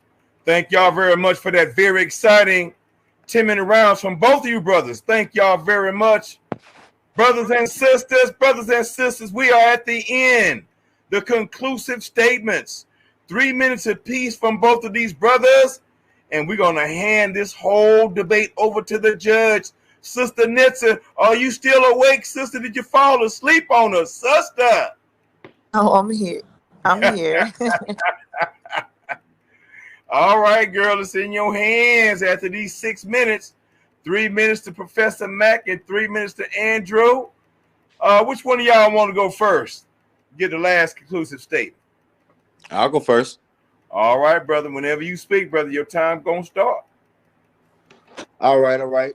Thank y'all for having me on this debate. I apologize that I didn't have like my computer and stuff together. I mean, I got my MacBook right here, but I just couldn't get it to do what I wanted it to do. It failed me today. I'll be more prepared and have a nice background and more things to drop so y'all can really follow what I'm saying. I don't want it to seem like I'm just throwing words around. What I'm saying is heavy and fact based. All of it, from the dates to everything I'm saying, you can easily pull up. So I hope if people rewatch this, they hit pause and actually look up the things that I'm saying, because I think it's important. I think we use the word usurped, which is a nice word for hijack or taking over. The reason we chose that word was because of the pure volume. When somebody comes to you with 13 books, when he writes more than the people that actually sat with God. If you believe in the Trinity, then you believe that Jesus is God. You believe that he was a pre-existent before time God.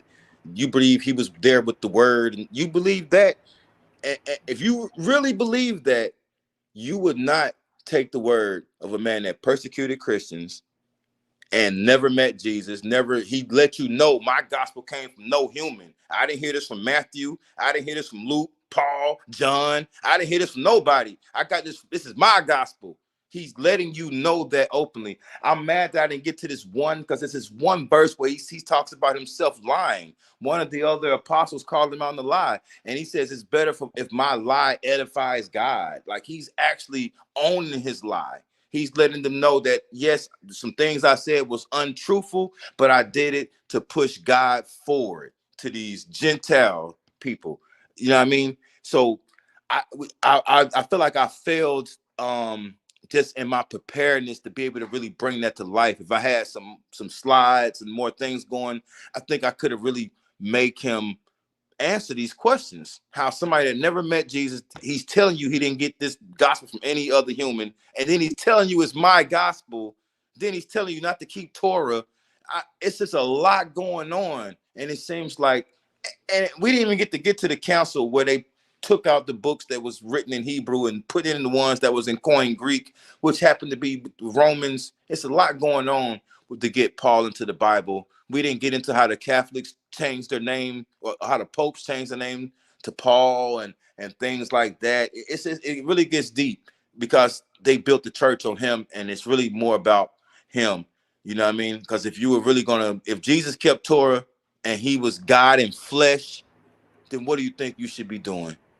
Literally. He didn't tell you not to do nothing else. He even said if you didn't do it, you'll be the least. If you make it to heaven, you'll be the least. And he said if you're not as much as the Pharisees, you'll never see the kingdom of God. He says that. Brother. It's so clear. Time, brother. Thank you very much. Andrew the Great, brothers and sisters. Professor Mack, do your thing, brother. Now, while the brother accused Paul of lying, the only lies that happened came from our Okay, you're going to have to speak up a little bit, brother. Speak up, brother Mack. Can you hear me now? We can hear you, but you might want to speak up a little bit as much as you can. All right, let me try this. Is it better now? There you go. All right. So what I'm saying is the brother claimed that Paul lied, but the only lies that came out today is the lies from our opponent. I hope that you go back and listen to the replays. You can see over and over where he made claims and I proved it wrong. He didn't admit he was wrong. He just kept on pushing. He said, oh, well, a vision don't mean nothing. I showed you in Numbers 12 where the Lord God himself says, I will show you my prophet by giving him visions. Where a vision came to Abraham. He don't backtrack that. He going to keep on pushing in it. He the one said that, oh, Paul changing the Torah, this, that, and the other. I showed you in Jeremiah where it said will be a new covenant, not like the one before. I showed you in Hebrews 7, where it says when a priesthood change is made of necessity for the law to change. But he's going to say that Paul said that when it was said hundreds and hundreds of years before him, and he's lying on Paul. Another one, when I go through and show you where Isaiah 49:6 says that he will then send his salvation to not just the house of Judah or Jacob, but to the Gentiles. He said that Paul did that. He said it originated from Paul. That's another lie on Paul. I go to direct scripture where Paul literally says, the gospel I received not of human nor by any man, but from Christ. I asked him outright, did Paul say literally what I quoted Paul saying? And he said, no, Paul didn't say that. He lied on Paul's words right there in a plain text. Like, this is what happens when you're boxed in. This is why it's important to answer yes or no questions. Because you can have a claim, that's fine. But you should be held accountable to the things that you say and the things that you claim. And when you're put in the box, what do? You lied. That's not how we get to the truth. Proof ain't in a lie. Proof is in the truth. And so what I said, I'm going to cut through all of that. And I think everyone here today saw that he wanted to talk about not eating pork, but he put a lot of pork on the table today. And all I was doing was cutting it up. He showed something about pork, about teaching, and said that came from Paul. I showed you what Jesus Christ said. Jesus Christ out of his own mouth. Matthew 15 and Mark 7 says that nothing that comes in you can make you unclean or defile you, because it goes into your stomach and not into your heart. This is what Jesus says. But now he's trying to put it on Paul. He keeps lying on Paul. He keeps. That's not what that verse means. Paul. So now if we want to know what the truth is, just go back on the recording and then go back. Again, I'm Professor Mack. I ain't got no qualms against my brother, but when he step on this table, listen, it's war now. I'm sorry. We got to go at it. We can be cool outside of this or whatever. We can have conversations, chop it up. But on this, I cannot take it easy. I do not take the truth easy. I do not take proof easily. I show no respect of persons. It could be my best friend, but I'm going to cut him up if he says something that goes against the truth of God. And so with that, I'll land. I hope you had a great day. I hope you enjoyed the debate, and I hope that you actually listen. Look through all the different standards that I gave you and see, did I prove what I said, or did he prove what he said? I set up what proof looks like. He couldn't prove none of it wrong, what I said, and he couldn't prove none of what he said to be right. Time, brother, time. All right. Brothers and sisters, we are now in the hands of our esteemed judge, Sister Nipsey Nitsa. Sister Nipsey Nitsa. Let me stop playing. It's just Nitsa. Nitsa Hustle is on the table, y'all. And she's about to lay down the law. And she's about to let us know who won this debate tonight and who is advancing to the third round, y'all, of the ultimate debate league. My goodness. Sister Nitsa, unmute your mic, dear sister. Take your time and let us know who's moving on to the third round, dear sister. And the person who's not moving, according to your decision, will have an opportunity to ask you 3 questions. Go right ahead, sister. Okay. Thank you for this opportunity, Black Jesus Minister. How do I do this? How much time do I have? As much time as you want. Okay, I'm just gonna read off what I took notes on, and I thoroughly took notes on this since I turned out I was gonna be the only judge. So let me just start from where it started. So Andrew started the first round, basically said that he was going to go into antiquity to prove his point. He stated that the second round he was going to go off into biblical sources and more information. And then he said the last round he was going to freestyle. So with the antiquity that he brought out was concerning Matthew 24:9. He stated, then you will be handed over to be persecuted, and then you'll be hated by all nations because of me. He goes on into Pontius Pilate and Tiberius and talks about Jesus' death in 33 through 36. He said the persecuted is Apostle Paul, claims that he had a vision of Christ and he was self-taught the gospel, though Paul himself never met Christ. He gave out a side note that he believes that Christ warned people about Paul. He states that 7 of the 13 books Paul wrote, he believes are authentic. Galatians, Thessalonians 1 and 2, but he kept calling it theologians throughout the entire debate. 1st and 2nd Corinthians and 1st and 2nd Timothy, as well as bringing up the pseudographica is what he called it. He in that round, he definitely did not invalidate Paul as usurping Christ's teachings, also did not use his source of information to do so. So my round 1 vote went to Professor Mack. Professor Mack has the opposing view. He came in with 1 Corinthians 14 and 29. He rebuts him for 3 minutes and brings out that Andrew did not debunk his argument, which I thought was a very good observation. He brought out Joshua 4:11, brought out the definition of usurping authority and what it means. He brought out the Greek definition of it, which is authenteo, meaning domineering. He stated that Paul did the opposite of usurp, which is submit, which is the Greek word for hypotasso, which means to submit. He then goes on to challenge Andrew with the information he presents on usurping to show whether church or Christ called Paul a usurper. Asked him to explain why Paul's letters were canonized if they were an actual issue.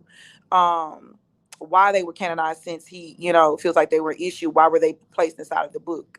He goes into Acts 9, 1 through 22, show where Christ called Paul, and he goes and submits to those to that call. He showed where Paul was embraced by the apostles, as well shows where Paul speaks submission to Christ's teachings. Round 2 is the 3-minute. Give me 1 second here. It's where Professor Mack right here is. He stated that professor's claims concerning his proof. Andrew. He stated that professor's claims concerning his proof are disingenuous because Paul was talking about things after Christ was crucified. So he never met a physical Christ, and it manipulates the listeners to think that Paul physically met Christ, which I think was a great comeback. Mace claims that all of Paul's encounters with Christ are actual visions. Stated that Professor Mack was disingenuous when he stated all the apostles got along with Paul when Paul got into it with Christ's brothers and other. He named some of the apostles. Stated the apostles were law keepers and Paul taught a lawless doctrine. Paul separated himself from the apostles by calling them super apostles. Stated they were boastful about meeting Christ when he walked the earth, but did not bring out proof concerning that super apostle comment that he stated he was going to read from. He brought out Romans 9. It was mentioned.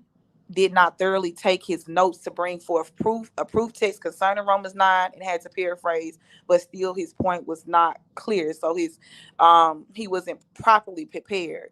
So in the round 2, it's Matthew 23, 8 through 10. It says that you are not called to be a rabbi. You have one teacher and all are brothers. This is Andrew. He stated that he's again improperly prepared.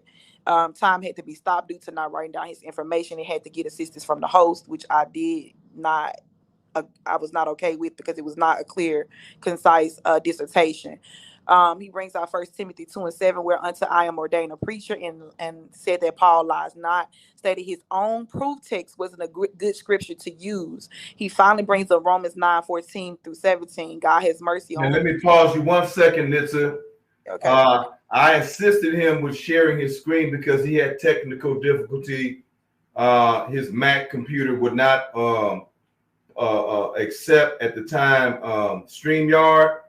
So we spoke that, I guess, before you came on or whatever. So please don't hold that against the brother, okay? Okay, I'll show grace for that. Thank you so much. He brings out Romans 9, 14 through 17, where he said God has mercy on whom he chooses. States that Jesus says the opposite, that in order to receive God's mercy, you must be merciful, but I'm not seeing the contradiction. He did not bring clarity to that point. He begins ranting about how he himself is ill prepared and doesn't have scriptures on his points. So my round 2. Well, let me just continue reading this. It says the ProfMACK 3-minute rebuttal. It says Professor Mack, he reads from John Paul's teachings and states that Christ is teaching Paul's teachings. So he's reading from the book of John, where Paul is teaching and stated Christ is actually teaching those things. He cleared up points about Paul saying, this is my gospel, brought out how Paul is saying that these are spirit taught words, backed up Paul's point with Christ speaking from the spirit, in which Christ is speaking from God, thus speaking God's words. So Paul was speaking directly from the mouth of the Most High with his teachings. The 10-minute round, he points out that Andrew is stating that Paul has visions, so they don't count, debunked it which is a great comeback with Abraham having a vision of God in his dream. The vision was believed and credited as righteousness to him. He went to Numbers 12 about Miriam and Aaron speaking against Moses, stated that if they had an issue with Paul, they could have spoke against him and had these same complaints. He finished it, proving his earlier points he didn't have time enough to finish, showing that the apostles embracing Paul using Acts. He went to Galatians 2:20. I have been crucified with Christ, stated that he's given up his life with Christ and is not usurping. He went to First Corinthians 11:1, follow me as I follow Christ, saying that Paul is actually, in fact, instructing us to follow Christ and showing proof of Paul's submission. Um, Andrew, here he is stating that Paul preached against circumcision, stated Paul calls them super apostles, but again has no proof text. He begins to reiterate Paul did not meet Christ, so it doesn't count, even after Professor Mack debunks that point in round 3. He started trying to debunk comments in the chat and not his opponent. He has yet to refute. Somehow he has to get more assistance, but I won't count it against him, so I won't read that point off. He tells us to get into the Council of Nicaea to explain why the books were chosen, but doesn't explain what the council was for concerning those books. He restates his earlier comments about the 13 books were about the 13 books were and where only 7 were authentic, and that 8 other books were left out because of Paul's teachings that usurp Christ's teachings, which he does not really go off into. He brought up books that were to Alexandria that he himself didn't read to even prove its validity to the topic. He states that Luke wrote 2 books and makes claims that those books came long after Paul, and that is a big issue, but doesn't say or prove how. He stated Paul was credited for writing Hebrews as well, but doesn't bring any sources to prove these claims about any of his freestyle statements, as he himself called it. Professor Mack goes on, and this is Professor Mack's rebuttal in 10-minute round. He restates what was said about Christ not coming to do away with the law, stated Paul made changes about the law and brings out that changes were prophesied in Jeremiah, and Paul should not be blamed for those prophesied changes. Further debunks Andrew concerning Gentile and Paul, that Paul didn't say this, so he should not be, further makes claims that he should not be pretty much charged for these things that was prophesied about. He stated that Andrew brought out about the circumcision and show where Paul is simply repeating Christ's own words, which he gave the scripture for that I did not write down. He states that Andrew said that Paul is teaching to break the dietary law, stated Christ is teaching to the disciples that food is not defiled in the temple. When the priesthood changed, makes a necessity a change also of the law, stated that since it changed from Levi to Judah, the law had to be changed with the priesthood. He brings out historical proof that Paul is a servant of Christ, uses 3 sources to prove his position, the Codex of Sinaiticus being the last source, used books that Andrew agrees as accepted canonical books that Paul is credited with writing. That Paul is credited with writing. ProfMACK points out that he disagrees with that Andrew disagrees with the books. He finds something in that he doesn't like.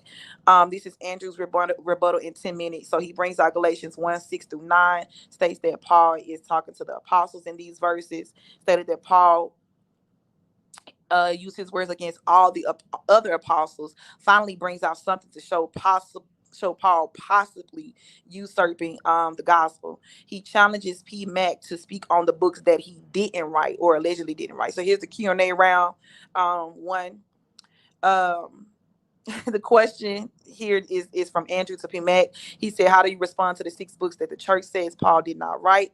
His response is that Andrew is lying and reads his source stating that he may have not written from those books, which I thought was a great point to go out and resurface, that they're not stating exactly that he did not write those books, that there is a possibility that he did not write those books.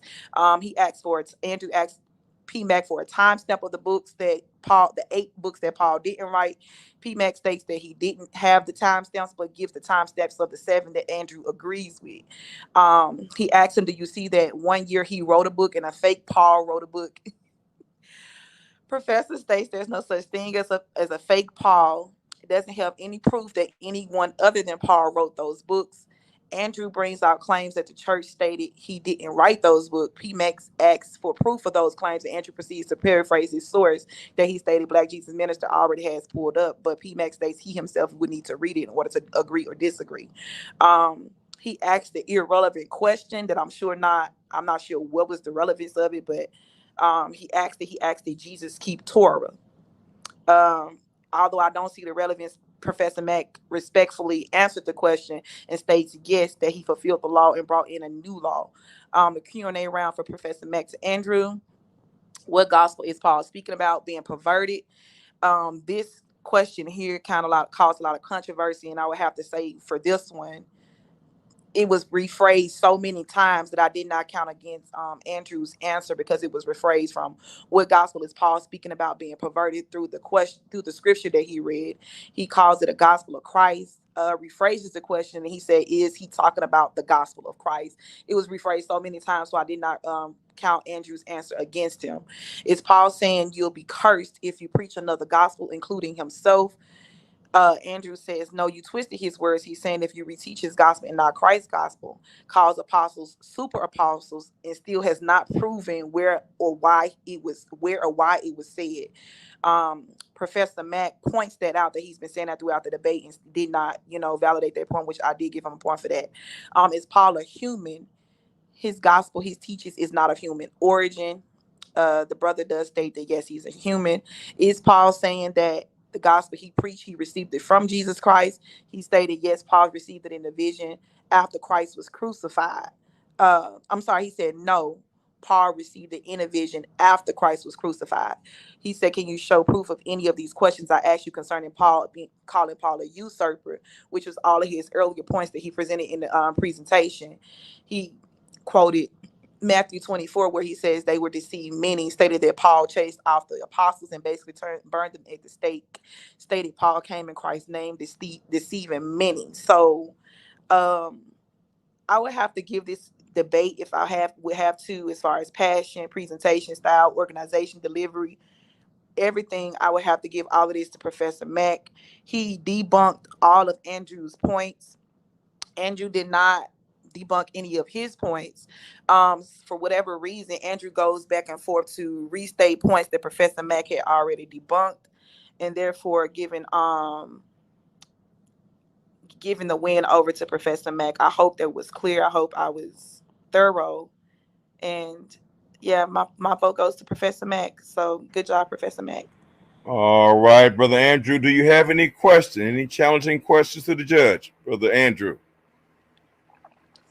I wouldn't say challenging questions. I think she did a good job breaking down what I said. She didn't really break down what he said, but she pointed out all my flaws, but it is what it is.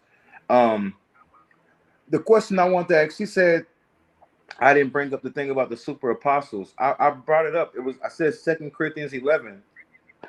So I don't know if you missed that part, but we talked about that.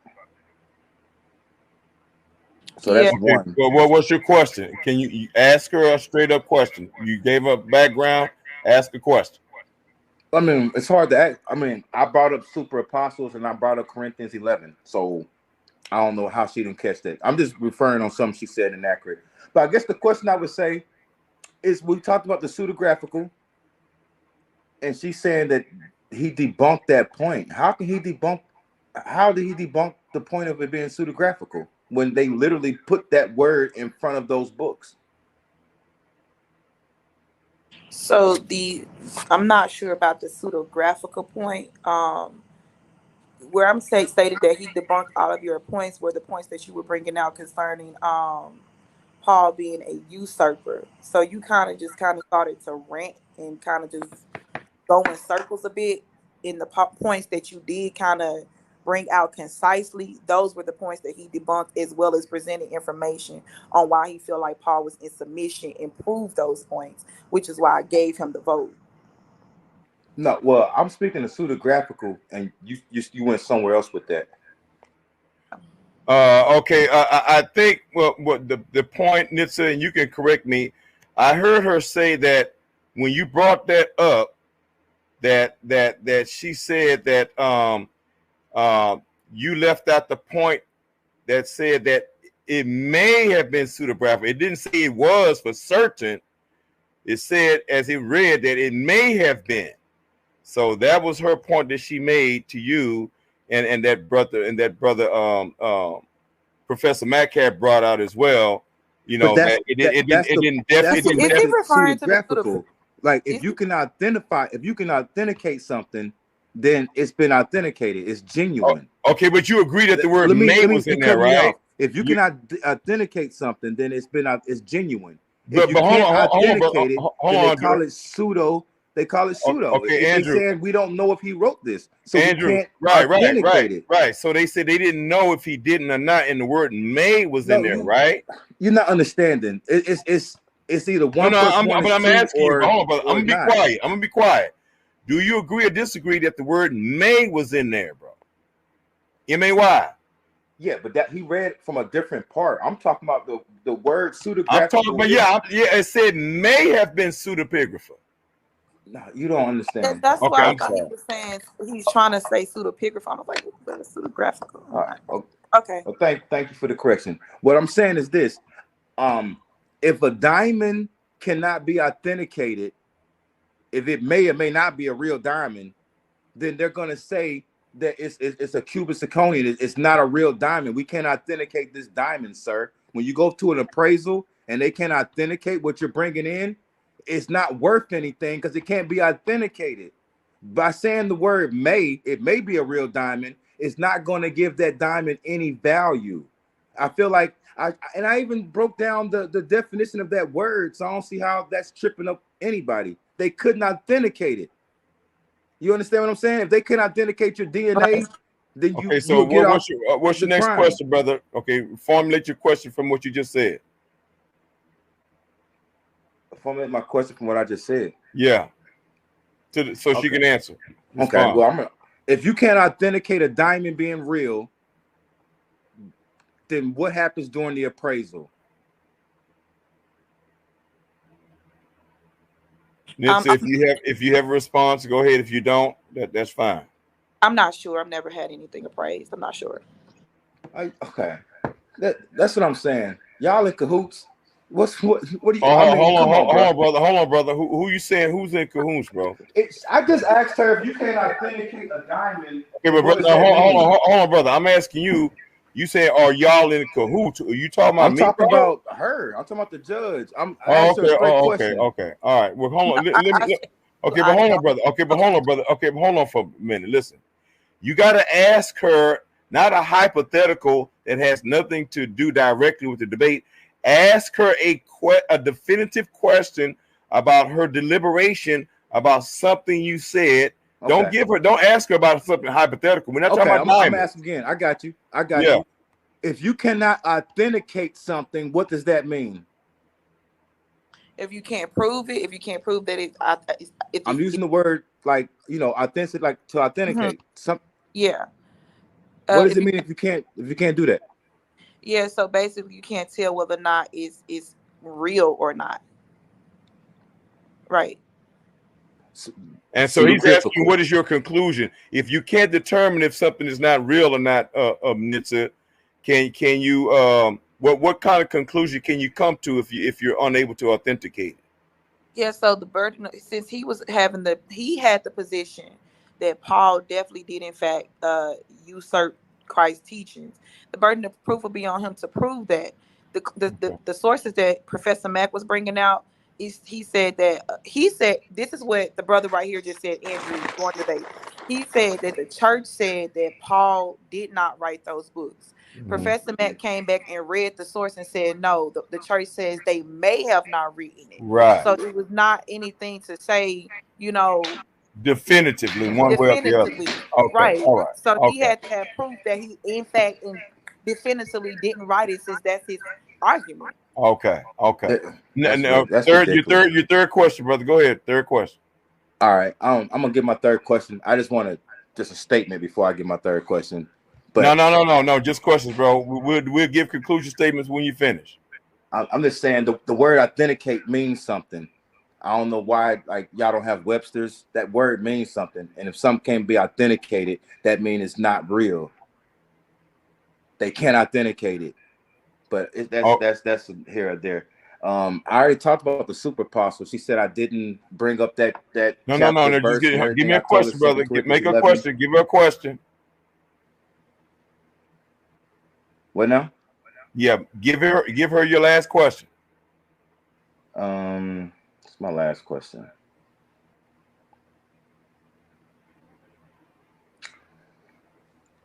She brought up. She went Old Testament. She went 1,500 years. Well, no, she said Abraham. Abraham is 1,700 BC. So you went to 1,700 BC to talk about a prophet. He wasn't even a prophet, but about a man having a vision.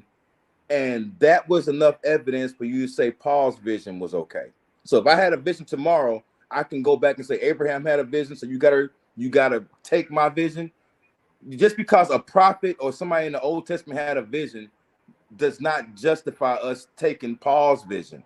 Okay, so your question is, does Abraham's visions validate Paul's vision? That's his question. It doesn't even. Come on, the Jews don't even believe in Paul. Let her answer, brother. Let her answer. Respectfully, Black Jesus, that's your question. He didn't say that. You gave him that question. Oh, I did? Okay, I'm sorry. He didn't say that. He's Okay. basically trying to say, well, he's basically trying to say that how can we use Abraham's vision to validate? You know what I'm saying? But at the end of the day, what Professor Mack did was show you, because what you were kind of trying to do was invalidate Paul's vision simply because it was a vision. And so Professor Mack became behind you and basically stated that if you're trying to invalidate it because it's simply a vision and he did not have a physical encounter, Abraham himself had a vision and did not have a physical encounter, and he believed that vision and it was counted as righteousness to him. So that's why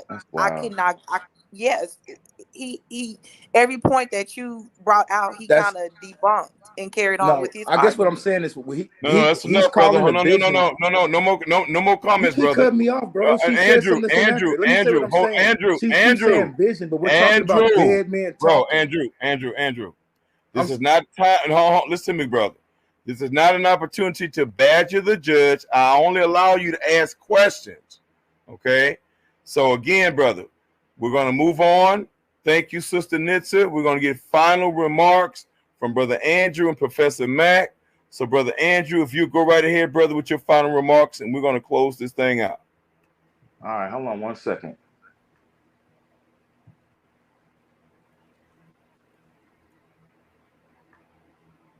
All right. Let me see.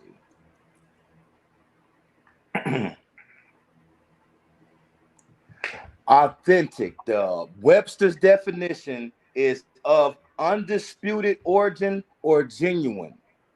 All right. Now let's type in unauthentic, something that we cannot know. We don't know if it's real or not.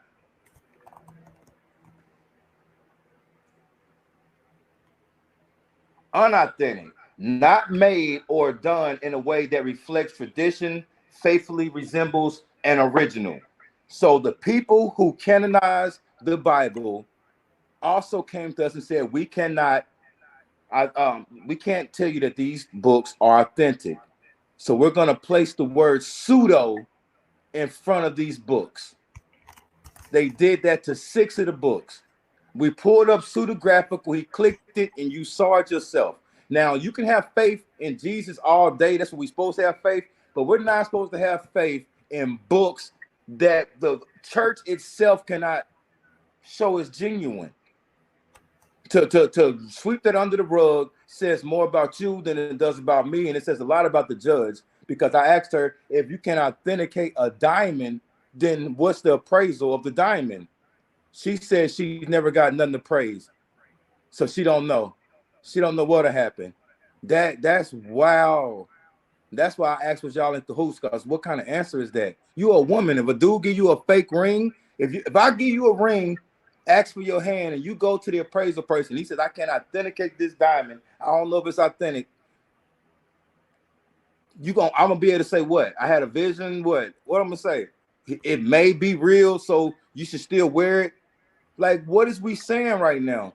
Like, I feel like that part was messed up. Also, she said something about the 8 books that I brought up that didn't make canon. Why am I bringing them up? I'm bringing them up because it shows that there's writers that are not the real people. They have fake writers out here writing, trying to get into the canon.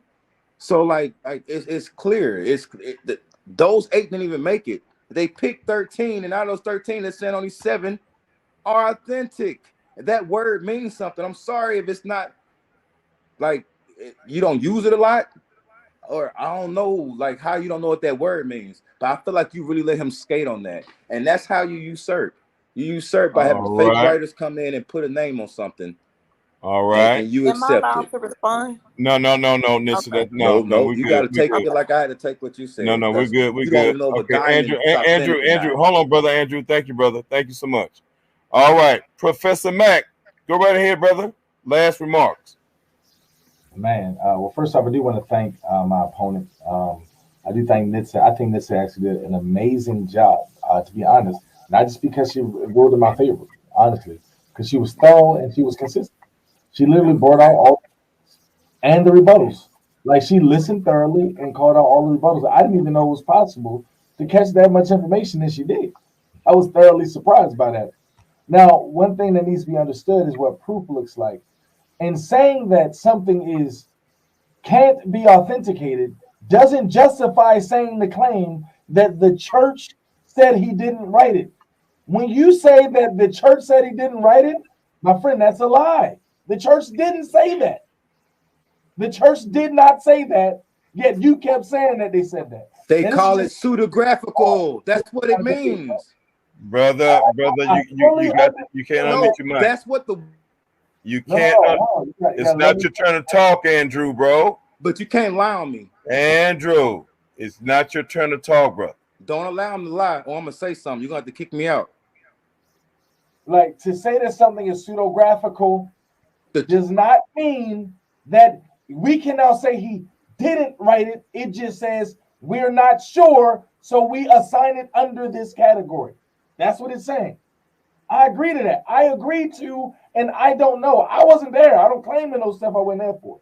But when you go too far to say the church said he didn't write it, you will not find where someone in the church said, like you said, he said he didn't write it.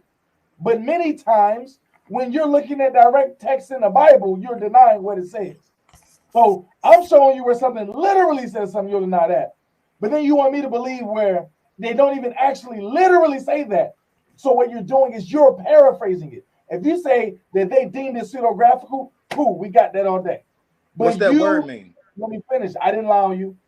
I didn't say what's nothing wrong. I need to be cut off. I agree that they say it's pseudographical, but you are changing it when you say. I said, what's that mean? Bruh. Okay. All right. I'll tell you what we're gonna do. All right. I think you were very thorough in your argument right now, Professor Mack. So if you will just close us out with some kind words for the audience and for the judge, we out. All right. Yeah. So first and foremost, I want to thank you, Black Jesus, for the platform. The other thing is, I do offer. I'm gonna throw this little plug. I have every week. I'm starting to do. I did 3 of them. Prove Professor Mack wrong on the Godhead, and you can win a cash prize. I do this, and I'm doing it to elevate the discourse on the platform where we have on Clubhouse. We're gonna do it this Wednesday at 8. I invite anyone to prove me wrong on the Godhead. I put my own money up, and then people, you don't have to put anything up. Right now, the pot is $400. Other people are donating to the pot.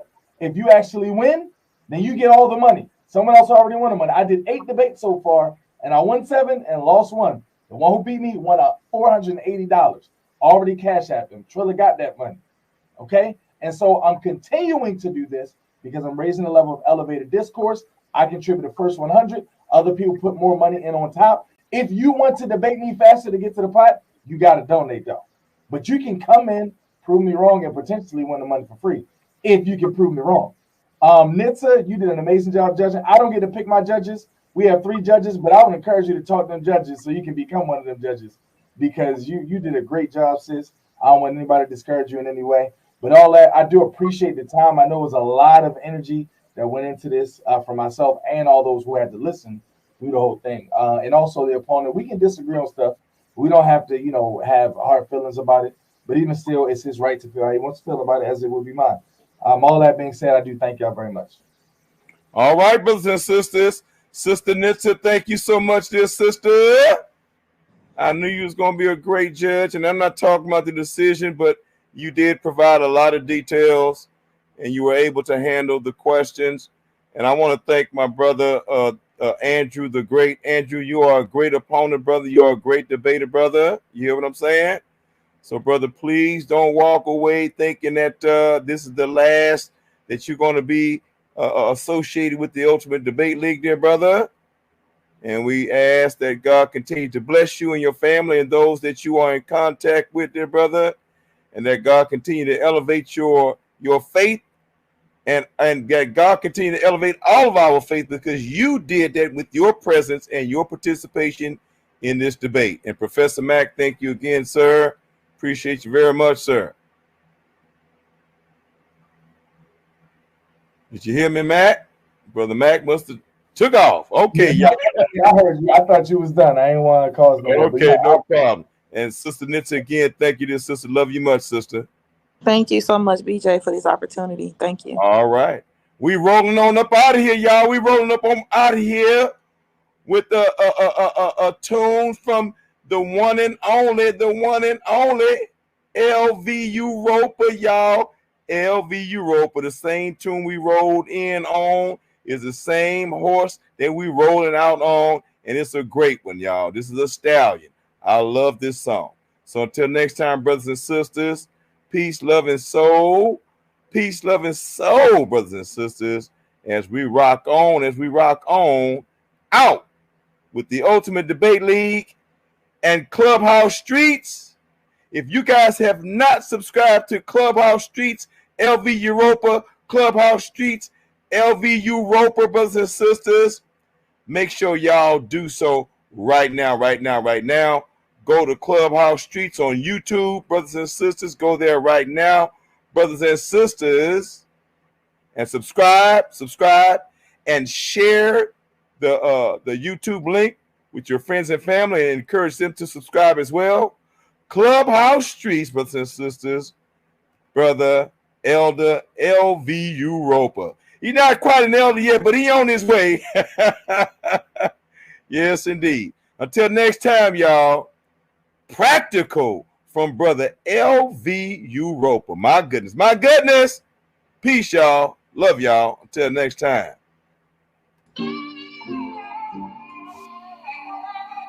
LVU Roper. Pressure is pain. Keep your head in the game. Yeah. Pressure is pain. Keep your head in the game. Roper. Be practical, not irrational. Rationed off half of what I had, it's all tactical. Hitting like blue dope, the stamp saying magical. Your serious turns to me all laughable. It's admirable, you're dealing with some real rank, still calling shots. I see the dropping in Shawshank. Ain't no friends, it's only fins in the Shark Tank. Twin safe, force well stakes on my plate. Take heed, should be common sense. There's a caviar to end up like caviar up on my dish. She say, oh my God. I say, as you wish. She's impressed by the pen, and depending what it is, I break bread with her. She says she hungry to her ribs. Love, I'm not Christ. You gon' do the splits. You should take my hand and see the future in my wrist. Script another verse. Pending your membership. Here's a metaphor, matter on level 4. Leveled up to the top shelf, skipping the dresser jaw. Slacking ass niggas fold up when the pressure on. No matter how you dress it up, nigga, you dress wrong. Fuck a metaphor, meet the metaphor. She make it easy to be the reason thinking we met before. Drafted overnight, long fight till I met the floor. Drafted a metaverse, decoded the whole war. It's critical, be invisible, stick with your damn team. Y'all not divisible, divided the spoils of war, differ the minimal. The engine still fight to show the ops they formidable. Failure was evidence, and it's admissible. Court of public opinion said they letting the missile go. Killing me softly, turning my soul digital. You're damn right, the shit critical. Building up soldiers, I need to get us over. Barricades, protocol, molding our hearts colder. In general, listen up to your general. Copy that 10-4 about face to a criminal. Here's a metaphor, matter on level 4. Leveled up to the top shelf, skipping the dresser jaw. Slacking ass niggas fold up when the pressure on. No matter how you dress it up, nigga, you dress wrong. Fuck a metaphor, meet the metaphor. She make it easy to be the reason thinking we met before. Drafted over a night-long fight till I met the floor. Trapped in the metaverse, decoded the whole war. What? Yeah. The ultimate debate league, baby. Peace, y'all. Peace.